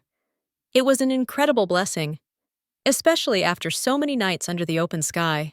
The lady thought about it. Sir Norman had really tried to protect her on the journey. Catching herself thinking about it, she became wildly embarrassed. Why should she worry about him? He was just doing his job and getting paid for it. Now the girl had to plan her next steps. She couldn't just wave goodbye to the guy and send him on his way. She had to find a more graceful way out. With amazement, Alicia remembered the contract. The girl changed her clothes in a flash. A couple of minutes later, she was standing at the door of Norman Diaz's room. Sighing, the lady gathered her strength and knocked. What she saw shocked her. In front of her stood a guy who was also shocked. He was dressed in his white robe. On his chest was a silver flower with a chain. The gentleman looked magnificent. For a few seconds, the couple stood in silence, looking at each other. To the left of the boy, Stan stood folding his shirt, muttering. She wanted to see how gorgeous the gentleman would look in it. The woman also stated that they would search every boutique in Ketama. If necessary, Alicia asked, confused. What was going on here? Stan was delighted when she saw the girl. She enthusiastically began to praise Norman. Whatever he wore, everything looked simply gorgeous. He looked like an angel descended from heaven. The boy looked at Alicia. His eyes begged for help. She just sighed and looked at Madame Stan. She told her not to let Norman's appearance fool her. He was once a commander of paladins. The master is not one to be used as a mannequin. But the woman's eyes were burning with fire. She insisted that with such appearance, he could get anything he wanted. Besides, Norman had to spend 10 years away from civilization. He should get what he had been missing all these years. Alicia muttered that she had too much free time. Stan said that they could finally breathe a sigh of relief, since the mistress was back. Alicia just clicked her tongue in response. At times like these, the leader needs to make it clear who's in charge. The girl deftly grabbed the guy by the sleeve. She said that she needed to discuss an important contract with him, and she didn't want anyone to disturb them, not even Madame Stan. The woman understood the order clearly. She asked Lady Alicia to warn her if help was needed. Bowing, Stan quickly left the room. Norman praised the lady for her well-thought-out plan. She proudly declared that it was not a lie. They really needed to discuss the contract. Sweat formed on the guy's face. Alicia sat down at the table. After finishing the contract, she turned to Norman. He would be provided with transportation, some cash, and food. This was all so that he could get to the family estate. The girl added another clause to the contract. The shipment would be in a week. She asked the guy if he wanted to see the changes. He just looked sadly out the window. The people in the square were having fun. The lady rose carefully from the table. She approached the window and stood next to Norman. Even at this time, the streets were crowded. People were celebrating the founding of the empire. It would last a whole month. The boy put his palm to the window. He whispered that those people looked very happy. There was joy on his face. Alicia was puzzled. This is an annual festival. The master must be familiar with it. He must have rediscovered this world after a decade in captivity. The girl decided to please the guy. The guild guard could show Norman around. At first, he didn't even believe it. His eyes sparkled solemnly. However, they will need to hide their faces. The lady also had good news. A letter had already been sent to the boy's family that he was alive. She was also responsible for his safe return. Norman looked Alicia in the eye. He asked the girl to go for a walk with him. She, in turn, blushed and hesitated. She said that she had a lot of work to do. With a satisfied smile, the guy reminded her of the terms of the contract. Even with the amendments, it was still valid for another week. Norman was the mistress's bodyguard. Therefore, he was obliged to be near her. After a while, the couple stood in the square. Alicia muttered that it was a blow below the belt. The street was lively. People were not even going to go home. It was a full moon that night. Norman carefully took a purple brooch out of his pocket. He pointed out that this color suited Alicia very well. The girl responded with a smile. A dark silhouette was hiding from the roof behind the couple. The man was wearing a black cloak with a hood. His body glowed with a green, sinister aura. He continued to mutter something under his breath. The spy turned to his master and savior. He whispered that he had come to take away the wicked soul, and also to see his will fulfilled. Alicia had to let the dark god Arfo escort her soul to the depths of hell. Suddenly, someone tried to grab the girl by the shoulder. Norman pulled her to himself in a flash. There were too many people around. The guy asked Alicia to take his hand. She waved him away. She said she didn't like being touched. The man standing on the roof was already standing behind the couple. Green flames were forming in his hand. He called the girl to him, to the depths of hell. The priest was about to swing his hand. However, a large and menacing figure crept up from behind. He grabbed the hooded man and threatened to wring his neck. The red-haired man cast a malicious glance at the couple. Gano dragged the white-haired cultist around the corner and tied him up. The man frowned angrily. Unable to restrain himself, he swung at the prisoner. The latter only flinched with horror on his face. The boy leaned against the wall.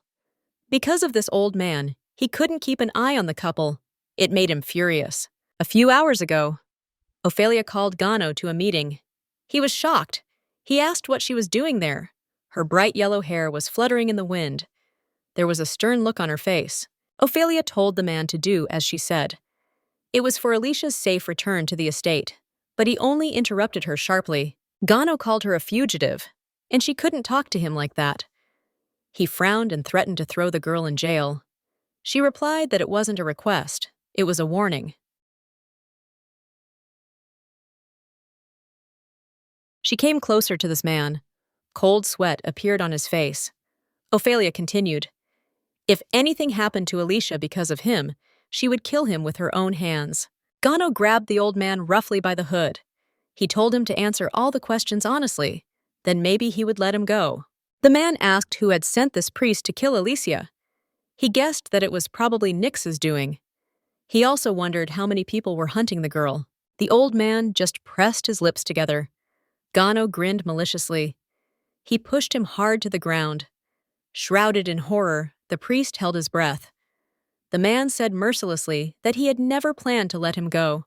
From behind his back, Gano pulled out a sharp katana. It was only one, but precise swing. A dark stream of blood splattered the nearest wall. Norman and Alicia walked together along the shining street. The guy looked to the right in surprise. He saw a little girl with an unusual flower in her hand. The lady said that these were petals of the Teresia. Some fortune tellers use them for fortune telling. They were wildflowers. They are not usually found in gardens. Their unique color and shape are fascinating. However, picking them and putting them in a vase would be a bad idea. They wouldn't last a day. Norman noted that Alicia knew a lot about them. She said that she used to love them very much. There was a sadness in her voice. Ophelia had a special affection for the Theresia. They used to laugh often in a field covered with these beautiful flowers. Life felt different then. Ophelia said that the Theresia flowers were her favorite. They reminded her of Alicia. The Holy Virgin was the purest person the lady had ever met. And she still thought so. After the terrible events 10 years ago, various rumors began to circulate. It was Ophelia who sheltered Nyx. Everyone thought that they were in cahoots. No matter what opinion Alicia had of her, wherever she went, the shadow of doubt would always hang over her. And it was inevitable. Soon the emperor issued an order to capture Lady Ophelia. Alicia asked the maid what would happen if she did it first. She assured her that the emperor would certainly allow it. The girl looked at the vase with blooming Teresia. People always admired it. She managed to keep them blooming and fresh for several days. The lady took a deep breath. She was a citizen of the empire and the head of the Melfont house. She had to do her duty, whatever it was. The sisters' wonderful time together was coming to a bitter end. Clenching her fist, Alicia rose abruptly from the table. She ordered the maid to put a reward on Ophelia. She was to be captured immediately and sent to Melfont Dungeon. The girl thoughtfully continued walking down the street. She remembered Ophelia's gentle voice again. She said that the gods had chosen Alicia. Even such delicate flowers as the Teresia blossomed in her hands. The lady merely muttered under her breath that it was nonsense. Norman looked at the girl curiously. She raised her eyes sharply and suggested that he go to a fortune-teller. It was just for fun. The boy liked the idea.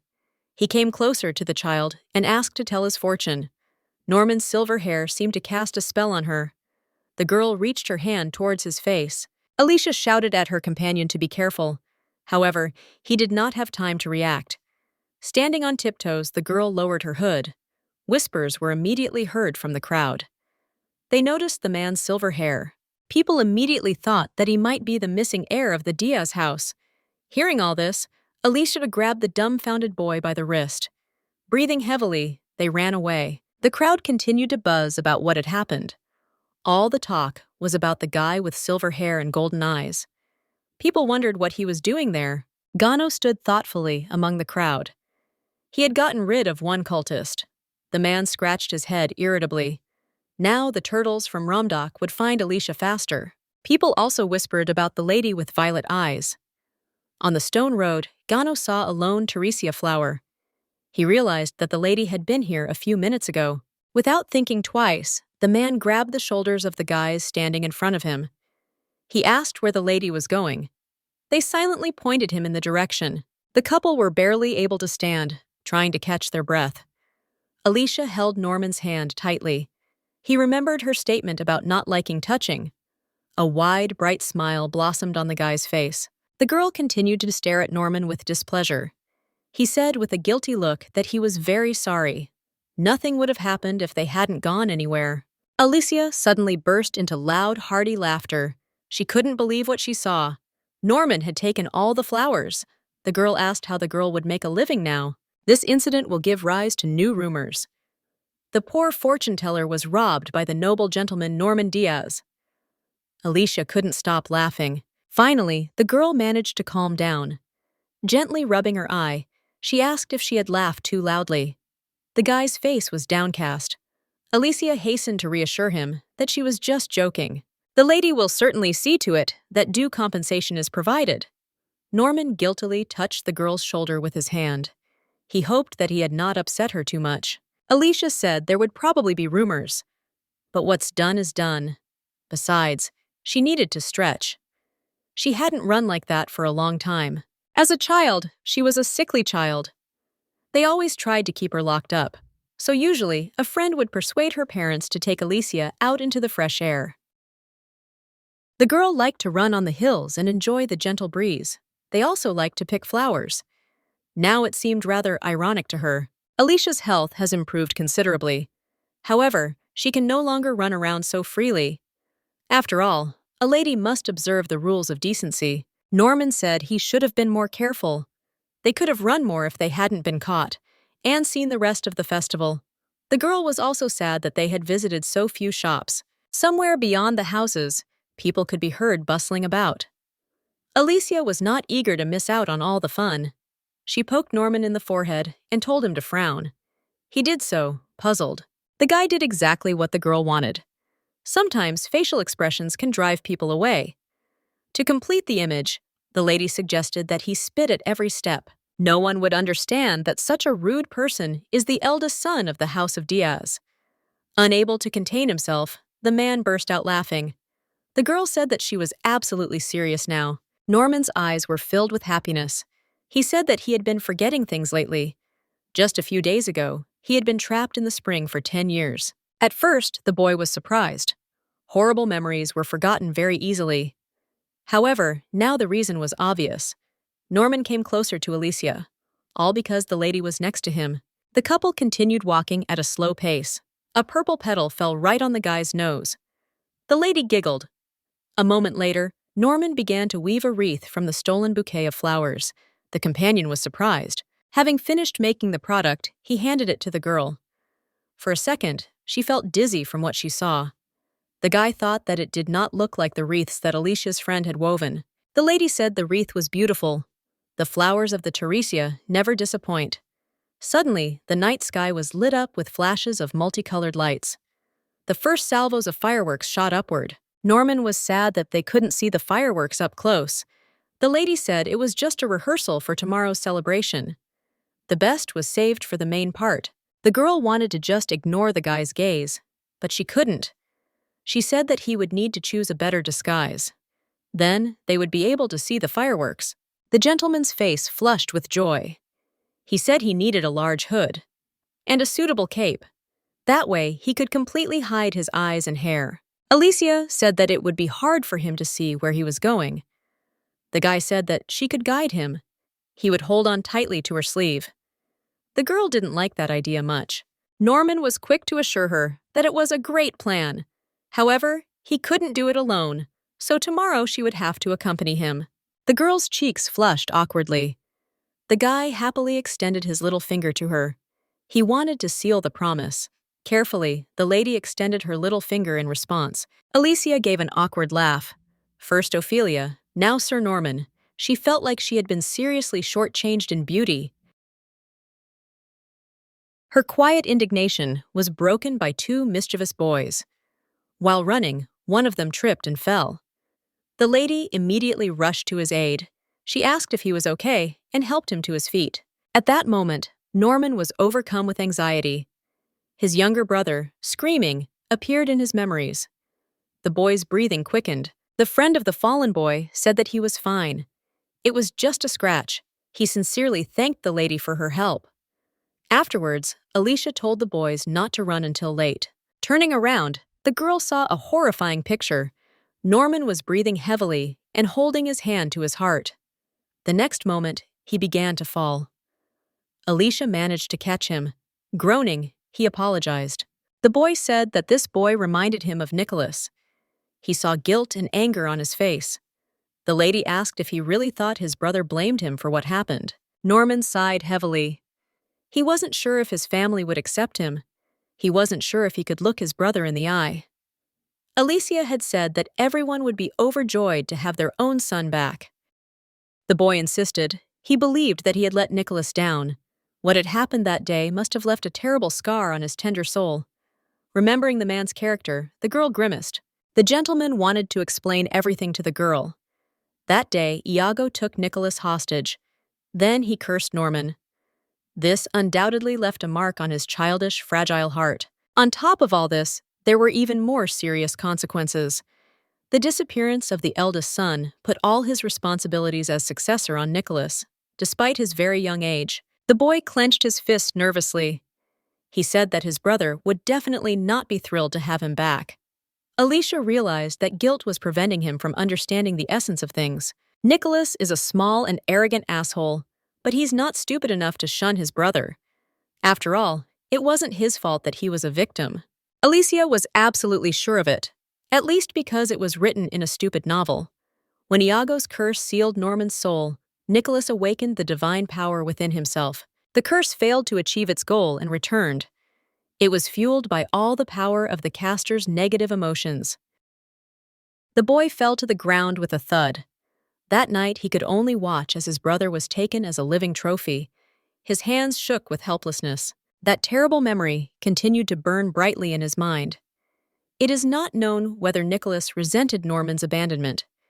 He knew that he owed his strength and tenacity to his missing brother. Soon, the youngest son of the House of Diaz grew up. A symbolic ceremony took place. He was appointed the new commander of the Paladins. This helped him gain courage to travel the world. He decided to go in search of Norman. This decision changed Nicholas for the better. In addition to everything else, it brought him together with the beautiful Ophelia. And soon she became his lover. Norman was a piece of the puzzle. He had to complete the story of Nicholas Diaz. After all, He was the real protagonist of Ophelia's Night. Alicia looked at the boy indignantly. He may not have done it on purpose, but as a result of his actions, Nicholas became the way he is now. The girl tried her best to explain this to Norman. The couple returned to the hotel and went to their rooms. They remained silent the entire way back. The lady had already changed and was sitting sadly on the bed. She couldn't say anything. It wasn't supposed to concern her. However, the girl was still worried. An image of sweet Norman appeared in her head. She tried to get rid of these thoughts with irritation. Alicia quickly found an excuse for herself. The gentleman is a descendant of an aristocratic family. Because of this, she cannot simply forget about him. Everyone will blame her if he cannot return to his family. The girl clenched her fists with confidence. She always disliked misunderstandings. This was the reason for her anxiety.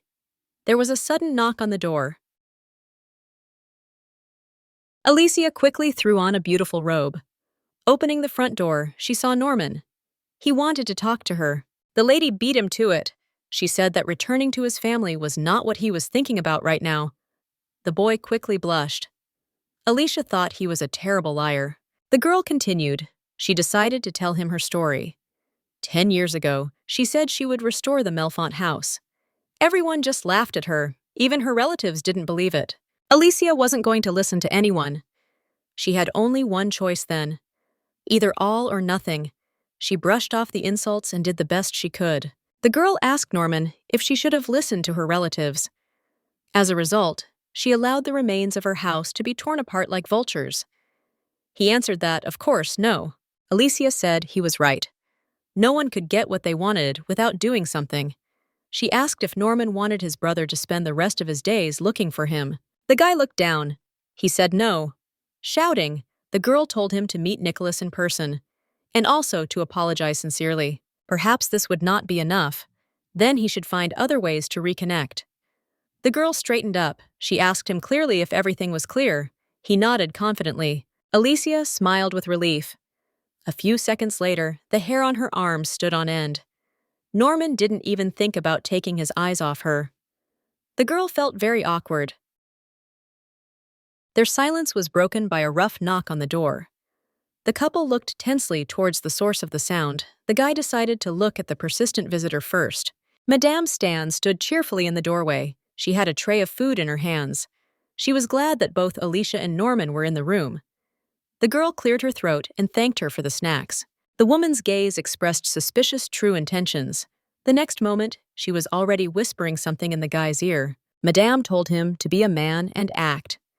They were both young and eager. They had nothing to be ashamed of. Alicia Melfont was astonished at her servant's impudence. She quickly grabbed Madame Stan and glared at her. They had something to discuss. The girl bade Sir Norman good night. The lady dragged the woman into the corridor, where no one would disturb them. She pressed her against the wall and told her to stop this circus. She continued to insist on her own. Stan immediately mentioned Philip. He only wanted the mistress's money, so she shouldn't marry a pathetic skirt chaser. He didn't really stand out. Unlike him, Sir Norman comes from a noble family. He is also pure, having been sealed for the last 10 years. And he has more merits in both appearance and character. It was hard for Alicia to refuse. Madame Stan was right about everything. But the girl managed to find a worthy argument. The more insignificant her husband was, the better. A competent husband would be a threat to Alfred's future. The lady would not allow anyone to stand between her nephew and his inheritance. Besides, it would be rude to force Sir Norman, since he wasn't even interested in her. That was what Alicia thought. The woman's eyes filled with bitter tears. The girl asked Madame Stan to make her a promise. She should stop trying to set her up with the gentleman. Suddenly, Alicia saw Norman behind her. She wanted to sink into the ground. It was morning. 3 people sat awkwardly at the dining table. The only sound was the distinct sound of cutlery. Each person was staring at their own plate. They were clearly trying not to look each other in the eye. The guy decided to break the silence. He wanted to ask what kind of man Lady Alicia's chosen one was. The sudden question stunned the girl. She guessed out loud that Norman had never heard of him. Her betrothed was a minor nobleman from the West Marches. Madame Stan tried to remember the name of his house. She told him he was of House Morfolk. Norman knew him. He was Philip Morfolk. Alicia decided to change the subject to the guy. When he returned home, he would also have to find a suitable partner. He replied that it would not be easy. No one would want to marry someone like him. The gentleman was Lo Tain's most eligible bachelor, and the lady was a successful heiress to the crown. Together, they created a perfect picture. They were called the couple of the century. After some time, Norman disappeared. As a result, the grief-stricken princess decided to commit suicide. This was officially announced. But in Ophelia's night, it is said differently. The truth is, someone seduced Calliope into worshipping the dark god. It was one of the imperial priests, the same lunatic who destroyed House Melfont. The princess paid no attention to anything else. Her mind was completely under the corrupting influence of Nyx. Then she performed the cursed ritual. The reason for it is not revealed even in the novel. It was this ritual that awakened the seed of envy. It had been dormant in Iago's mind for a long time. After all, Norman's own fiancé had a hand in his abduction. Alicia couldn't believe she'd forgotten it. She was the one who told Sir Norman about the ritual's side effects, which eventually killed the princess. That was back in the carriage with Madame Stan. The lady said she was terribly sorry. The guy quickly assured her that everything was fine. It was more about politics than the unpleasantness of the incident. After all, asking for the hand of his ex-fiancée would cause outrage. If the nobility avoided Norman, that would probably be the reason. The girl felt awkward again. The guy decided to admit that he was happy. He had become the most unenviable bachelor in the empire. A gentle blush appeared on his face. Alicia said that the gentleman was too modest.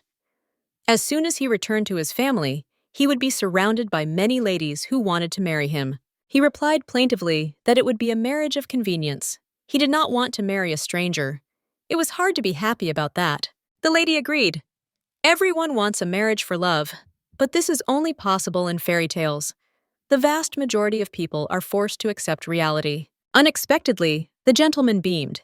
His eyes were shining with joy. He was pleasantly surprised that the girl also wanted a marriage for love. Norman hastened to assure her that her wish would be fulfilled. Alicia's expression froze in bewilderment. To her right, she saw a woman's satisfied smile. It made her shudder. Suddenly, from the doorway, the girl heard a suspiciously familiar voice. The lady quickly turned to the wall. She hoped that she would not be recognized. Norman looked at the tall, unkempt man with puzzlement. Gano rushed at Alicia with a hug. The girl shuddered from shock. He could not get enough of their long-awaited meeting. The man playfully tapped his fingers on the table. He asked if the lady had missed him at all. She replied that he was just her bloodhound, not her lapdog. Sir Norman sat tensely, his arms folded. Gano said it didn't matter who he was. A dog always wags its tail when it sees its master. Then he wagged his backside demonstratively, trying to make the girl laugh. Alicia didn't answer. She didn't like that. Gano said again that the girl had been away too long. She owed him a hug. Norman rose abruptly from the table. At that moment, the lady's patience ran out. She stood up and kicked the man in the face. He fell on all fours, startled. Alicia told him not to even try to hug her. Otherwise, she would make him regret it.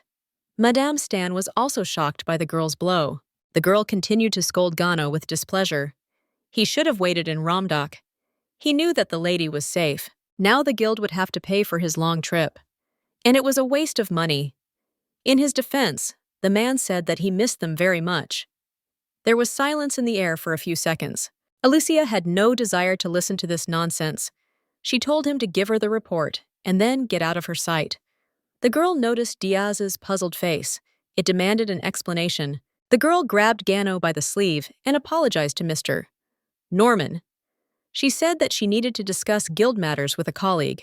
The lady also thanked him for having breakfast together. Then the couple quickly left the room. Norman was left alone in the room. Alicia and the man found themselves in the hallway. She wanted to know the real reason why he wanted to see her so much. Gano said that he had run into Ophelia. The girl frowned. She threatened to wring his neck if this was another joke. Gano explained that he was a devoted slave to his beautiful mistress, and he was not allowed to lie. The man continued that he had seen Ophelia at the entrance to Katam. She had called him to follow her and given him some directions. It was strange. Alicia asked how strange. The Holy Virgin ordered him to follow her instructions without question. It was the only way to ensure Alicia's safe return. The girl's gaze became wary. Gano then went to the market square. He had to verify the truth of Ophelia's words. There he found a cultist uttering a curse, just as she said. Then he dealt with him. Therefore, the lady has nothing to worry about now. Alicia's gaze was fixed on the floor. She addressed the man in a serious voice. He looked at her carefully. The girl furiously ordered that Ophelia be brought to her immediately. Gano nodded confidently. Norman continued to sit in the dining room with a dejected look. Madame Stan was sitting opposite him, drinking tea. Suddenly, the guy decided to ask her a question that interested him. He asked who Gano was to Lady Alicia. The woman quickly assured him that it was not as he thought. The man was nothing more than a co-founder of the guild. Therefore, the lady was in the same position as him. Norman thought that they were very close. Madame Stan quickly continued to explain everything. Gano is a co-founder only on paper. The contract terms make him more like a hired slave. At the moment, the man is only responsible for exporting to the kingdom of Necta. Lady Alicia needs a man for troublesome work. That's why she tolerates him. Also, for a slave, he is not averse to using his charm. But in reality, it is not the contract that keeps him here. He stays because he is in love with Milady. This feeling keeps him firmly by her side. Madame Stan decided to add that Gano was not Lady Alicia's type at all. He looks like a pirate, although he pretends to be a nobleman, having bought a false identity. His behavior alone screams low birth. When it comes to men, the mistress prefers something else. She likes refined and aesthetically pleasing ones, like Norman Diaz. These words made the boy smile. He confidently said that he had a very important meeting scheduled for that evening. The boy also asked Madame Stan for some advice. The couple went outside. Gano led Lady Alicia around the corner. There lay the cultist's bloody belongings. It was the same old man he had gotten rid of the night before. The girl was no longer upset by his appearance. If Gano had dragged himself along with the rest of the guards, things could have gone completely differently, especially for her. Alicia decided to find out how Ophelia was doing. The man replied that he had no idea. It was their first meeting in person. But the girl was different from the image on the wanted posters. The Holy Virgin looked very tired. The lady could imagine it. Life on the road is harder than that of a runaway fugitive. Lady Alicia decided to let her know that her guards would be arriving today. She would be safe with them, so Gano should focus on his new mission. The man asked what they should do if they were caught. There was the option of throwing her in prison. The lady shook her head. She said to bring her to her. After all, the Holy Virgin owed a lot of answers. The girl squeezed her forearm tightly. First, Ophelia knew about the arrival of one of Nyx's minions in the city, and she knew when he was going to attack her. Even in the novel, it was not mentioned. In the book, Alicia's survival was never even considered. That means there's no way to know how the future will change, because her fate has changed. Absolutely nothing. The girl continued to be tormented by one question. She did not understand how Ophelia had managed to foresee the danger threatening her. Come to think of it, it's quite strange that she would address Gano. The lady met him after the founding of Romdoc. In fact, he's a stranger to her. At one point, Alicia began to tremble. Her breathing quickened. She assumed that she knew about the affair. She didn't want Ophelia to find out about the only way to regain her divine power. Gano's sudden scream brought the girl back to reality. He held her close to his chest, trying to calm her down. She muttered under her breath that she had nothing to worry about. She wouldn't let anyone or anything kill her. The man supported her.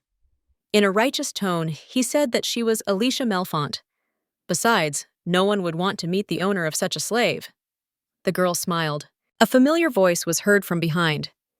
It was her guards. The lady said that they were late. They bowed and apologized. A short man stood in front. He said that they needed to check something regarding her assassination attempt.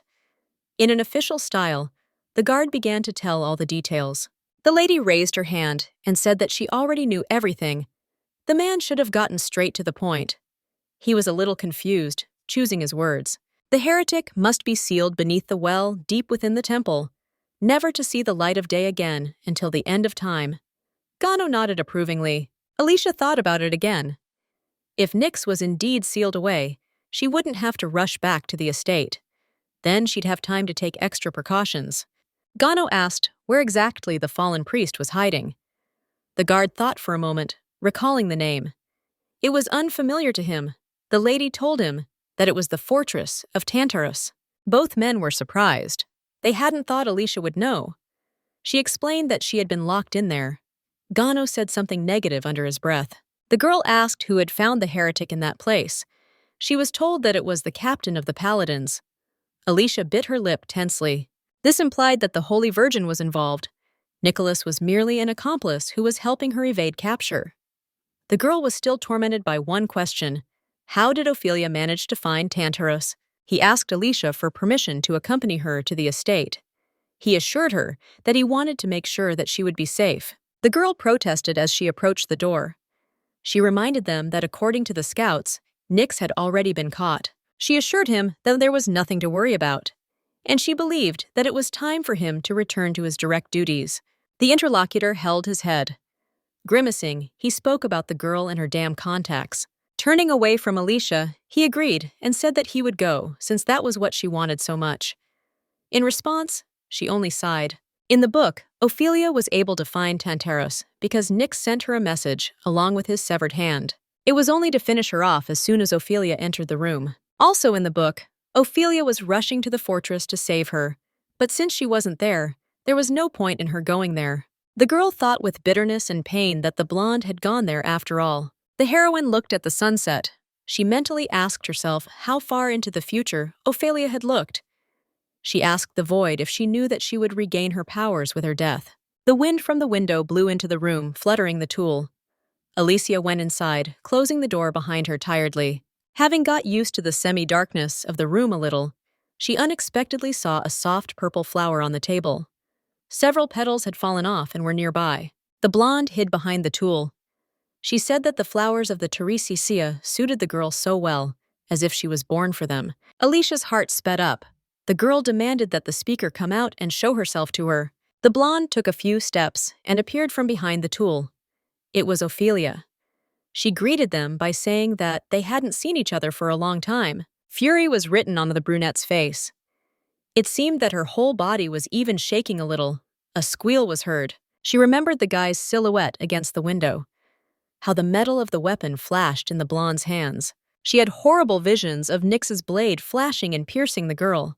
And the divine power that had kept it for 10 years returned to its owner and granted Ophelia the greatest power. Alicia held her face with her hand. She was under the impression of the vision. The blonde rushed to her, worried if she was okay. The brunette commanded not to approach her. The girl stopped. She was perplexed and confused, but Alicia kept her hand behind her back. With a sudden and quick movement, the girl took out the weapon. The metal of the blade flashed. A small cut appeared on Ophelia's soft skin. The blade was placed at her neck. Alicia commanded in a commanding tone that she should not move or take a single step. Otherwise, she threatened to kill her. The girl looked angrily at the uninvited guest. Earlier, the guy promised to be there for her, but just in case, acting quickly and energetically, he put the blade behind her belt. The boy asked Alicia to always carry a weapon with her, and with a broad smile, he expressed doubts that she would ever need to take it out of its sheath for self-defense. And now the brunette clutched the blade in her hand. She mentally addressed Sir Norman that, unfortunately, the circumstances had now changed. That day, the blonde ran away in fear, then Ophelia left them to die. It was because of her that their friendship ended. And now the brunette stood there, threatening to stab the girl if she even moved. Alicia remembered that according to what was written in the book, as long as the blonde was alive, she was destined to die. She menacingly asked the uninvited guest how she knew how to find her. The girl paused and began to assure that Alicia was not herself and suggested that she calm down and talk calmly. The brunette screamed angrily at the top of her lungs at Ophelia to shut up right now. She was ordering her not to pretend that she cared. The girl was crying. She said with disgust that the blonde was already making her sick. Ophelia began to assure that she would never harm her, and that her interlocutor knew about it. Alicia stepped back a little and angrily asked why she had come here and what she needed here. With her back against the table, The blonde replied that she simply wanted the girl to be safe. But she screamed that she did not believe a single false word of Ophelia. Alicia gritted her teeth. She answered bravely that she did not trust her. Our heroine remembered the quote, "As soon as Nyx's blade struck Alicia, the divine power that kept her alive immediately returned to its owner." She told the blonde that it was all because of her. The brunette grabbed Ophelia tightly by the wrist and, leaning on the girl with her whole body, knocked her to the floor. Being on top and continuing to hold her, Alicia said that this is how she ended up safe. Alicia was hovering over the blonde, holding her by the arms. She was lying limply on the floor on her back. The heroine thought that no matter how hard she tried to forget, the book still showed her its pages. And last night was no exception. In that dream, the girl saw how one of Nyx's followers, having led him deep into the forest, attacked Ophelia. The boy slashed sharply with his sword. And although Ophelia had trained with the sword after losing her divine powers, she was unable to repel the attack in time and lost her arm. Apparently, her right arm was attached to her body, but the healing magic could not restore it completely. And our heroine could not understand why that damn book showed her this passage. It turned out that all the horrors they had to endure were predetermined. Alicia asked the blonde how her hand was, asking if it had healed yet. Ophelia stuttered and asked how the girl could have known about this, and she grimaced and began to cry. She said through sobs that they should not have known about this. The brunette wondered if it was really such an important secret that the magnificent powers were keeping for her. But then, smiling, she assumed that Ophelia was telling her that she should have died a long time ago. The blonde began to justify herself. Alicia was sure that the girl wanted her not to know that her death was alienating her from her life. Ophelia looked at her interlocutor with a pleading look. She promised her that she would not let her die. The brunette narrowed her eyes and asked if she would admit that her fate had already been decided. Alicia gripped the dagger tighter, and she said that it would have been better if she had never seen that book. She said that for Ophelia's story to happen, then her life would have to come to an end. The heroine raised her hand with the weapon, ready to deliver the decisive, fatal blow. The blade was above the blonde. The girl closed her eyes. Alicia thought that for her to shine, the last 10 years of her life had to end in vain. The brunette stuck the tip of the dagger next to Ophelia's head. She said that she should have known that she couldn't kill her. Alicia was convinced that she would not be able to survive if the girl died for any reason. The blonde said that she was very sorry, but the girl was not ready to give in. She held her interlocutor by the chin and told her that there was no need for tears, because that was not why she came here. Our heroine thought that if Ophelia believed that their fate could be changed, then the book was not the ultimate truth. She was going to ask her a few questions and asked her to answer honestly. Alicia admitted that that damn book might try its weapon. She asked Ophelia if there was a way for her to control the divine power. The girl was going to survive until the very end. The blonde was silent. Alicia repeated her question with pressure, whether she could somehow control her unearthly powers. Ophelia asked again. The brunette clarified that these were the very powers that the girl was so proud of. Alicia said she had been able to activate the divine powers in Tantares. Now she was trying to figure out how to repeat that trick. The blue-eyed girl was surprised that their interlocutor was able to open. Our heroine did not understand the blonde's reaction. The brunette insisted that she was here thanks to Ophelia's power. She insisted that she wanted to live a long and happy life. That's why she wanted to find out everything now. The blonde, hesitating a bit, replied that the point was to address her from the heart. A grimace of surprise and distrust appeared on the heroine's face. She angrily asked to repeat it. The girl's eyes widened, her face flushed. Ophelia noticed the changes and worriedly asked if she was okay. She remembered how the girl used to get sick often and began to caress her cheek. But Alicia abruptly pushed the blonde's hand away. She replied that it was none of her business and demanded that the girl answer her question. Clenching her hand into a fist and pressing it to her chest, Ophelia replied that there were certain risks in that matter. The blonde explained that if she had simply given her powers to Alicia, it might have attracted Nyx. And then the question of how quickly the girl would have mastered her powers would have become acute. Ophelia explained that this was the reason she had enchanted the girl. Her spells hid her divine powers. The girl assured that the powers could only be activated if Alicia mentally addressed her. Our heroine remembered that she was in complete despair then. She realized that Ophelia knew that she was begging her for help. Alicia squeezed the hem of her dress tightly. She assured that this would never happen again. The blonde, not noticing her anger, replied that she hoped for it too, because the powers had activated when the girl was in danger. The brunette said that, in any case, Ophelia knew that Nyx was making sacrifices in her hideout. She asked why the girl didn't try to save herself then. The blonde insisted that she didn't want to ruin Alicia's chances again, and she claimed that she had no other choice, so she had to wait until she decided to make her move. The girl replied that it all sounded like some kind of nonsense. Ophelia, with tears in her eyes, insisted that she saw her dying in Tantaro. Our heroine admitted the possibility that the girl had hit her head hard, but the blonde said with her head bowed that she had clearly seen it. Ophelia insisted that she had lived in a world without her for 2 years. She was certain that the girl's death had definitely occurred then. Alicia remembered that the narrative in Ophelia's Night ended exactly 18 months after her death. According to the plot, a year later the blonde killed Nyx, and then tracked down every single one of his minions. According to the book, 6 months later, a happy Ophelia married Nicholas. Alicia told the girl that the last chapters of the book described 18 months after her death, and she said that 2 years had passed. The girl asked if there were more chapters that she hadn't seen. The blonde didn't understand that she was being asked about that night again. Alicia thought Ophelia didn't know the truth. She said she knew she was engaged to Nikolaos, and asked if she was going to marry him. The blonde asked why she should marry him. Our heroine thought she was crazy herself, since she believed in the romance that predicted their future. And now there was a statement that it really happened. Ophelia asked the girl to tell her if Miera had visited her too. The brunette was surprised that she was a goddess. After thinking for a moment, she realized that their sources were different, but she clearly knew something.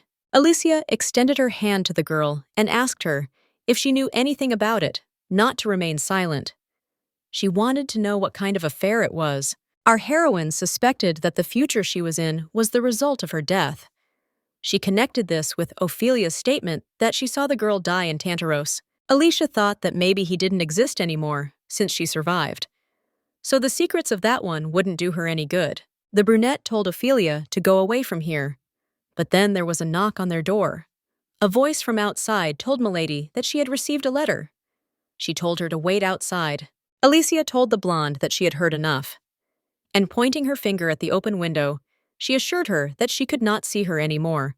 She asked her to do her a favor and leave her alone. Ophelia tried to object to her, but the brunette was surprised that she forgot, and she tried to remind her that she was no longer part of her family. After all, when she left her and Alfold, their connection was broken. Alicia punched the beam angrily, insisting that she was no longer the sick girl who needed her care.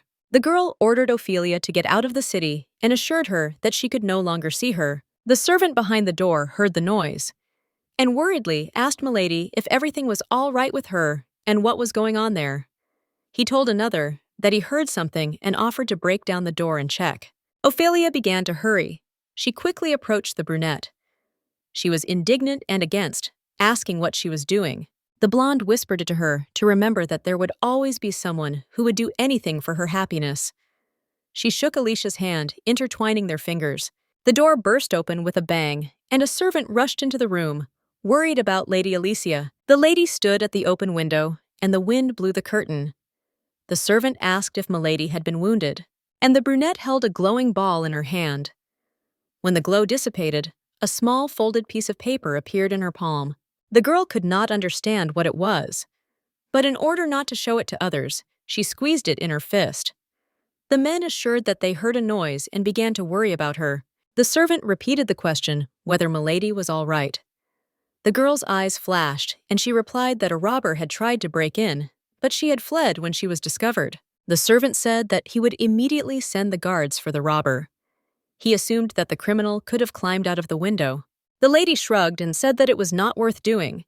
She assured that, in her opinion, the robber would never return here again. And to change the subject, Alicia reminded him that he had previously told her about some letter. The servant handed the lady an envelope with a seal. He said that it was from Sir Nicholas Diaz. The brunette immediately impatiently opened the envelope and impatiently began to read its contents. Alicia told the servants that he could go. She assured him that she wanted to be alone. The man was surprised, but he simply wished Milady good night without further questions and left. And our heroine sat down on the edge of the bed. She reread the message once more, and as if she quietly said to herself that the lousy priest Nyx was imprisoned in the temple, the girl dropped the paper on the floor. Nothing new happened. She clenched her hand into a fist. Alicia remembered the last minutes of communication with Ophelia, and how that rocked to her to remember that there will always be someone who will do anything for her happiness, at the same time leaving the girl a folded piece of paper in her hand. The brunette asked the blonde, who was already far from here, what she saw in that future. The guy was carrying a basket of flowers. He looked clearly confused and perplexed. In the middle of the flowers lay a dark-colored cat with clear blue eyes, curled up in a ball. The boy told the cat that he wanted to give flowers to Lady Alicia, but the animal only hissed menacingly and meowed at him in response. The blonde said kind words to the creature and began to stroke its head. The cat purred in response. The guy continued to pet and console the animal, and he said that it reminded him of a girl. Sir Diaz was called out. A woman was approaching him. She said that she had been looking for him everywhere and that they were not finished with the fitting today. The guy answered with a smile that he had had enough dressing up for today, and he thought that he just wanted to know more about Lady Alicia's preferences. The servant said that she knew what a handsome gentleman the gentleman was, but she insisted that clothes could really help him. The cat meowed, drawing attention to itself. The woman only now noticed the creature, and soon she was already stretching out her hand to touch and caress it. Sir Nicholas picked up the cat and scratched it behind the ear. The servant asked where he had found this miracle. The boy asked if the animal seemed very similar to Lady Alicia. Mrs. San also decided to pet the cute creature. She agreed that it was similar, and she assured that Milady would quickly become attached to it.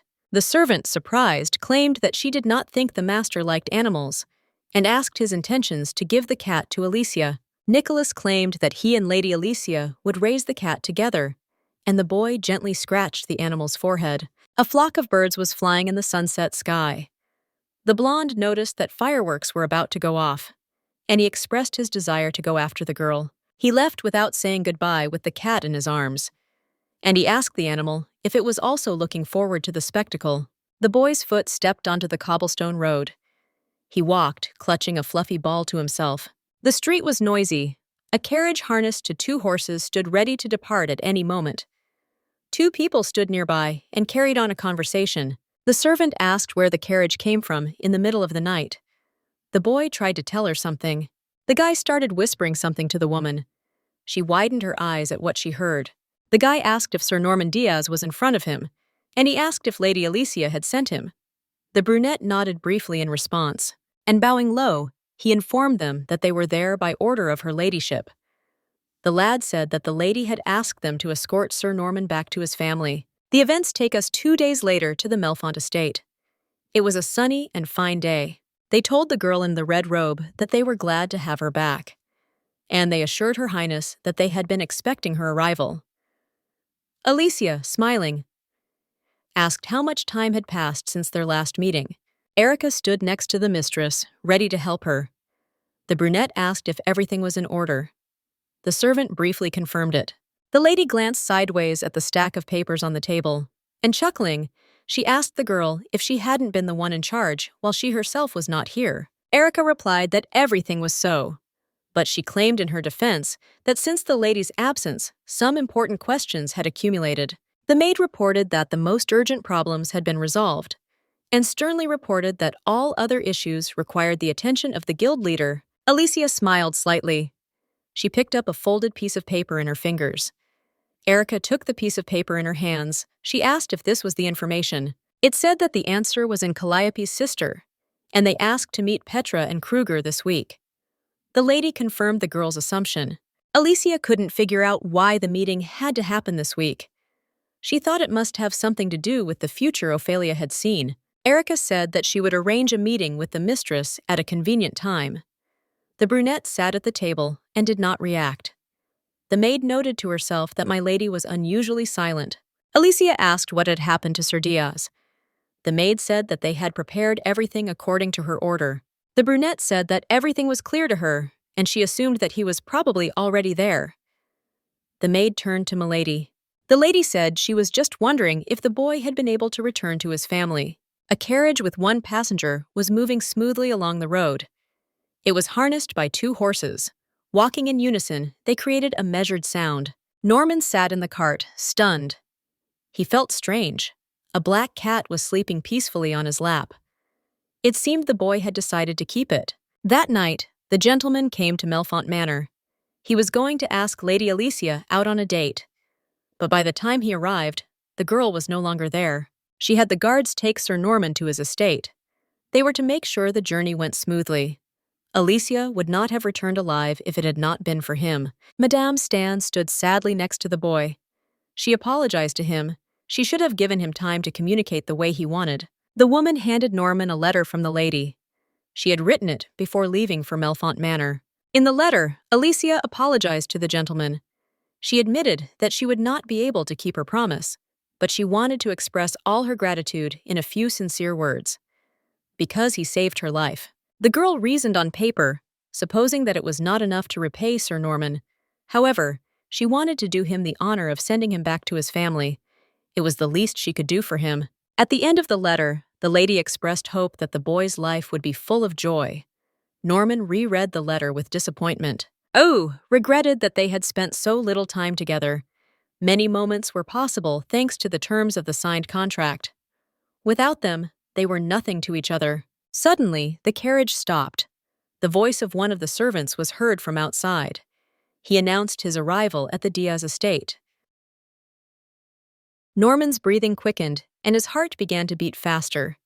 His hands began to shake. It had been 10 years, after all. Surely everything had changed. Everything except him. He wondered if they would want to see him. Alicia's wise words came back to him. You couldn't change anything if you didn't do anything. He simply had to meet his brother and apologize to him. Norman may not have been a big deal to the girl, but she was a big deal to him. Gaining confidence, the guy creaked the door open. For a moment, a bright light blinded his eyes. In front of him stood a dark-haired man in a light robe, and behind him stood the employee and his father. Nicholas greeted his brother sincerely. Norman Diaz returned home.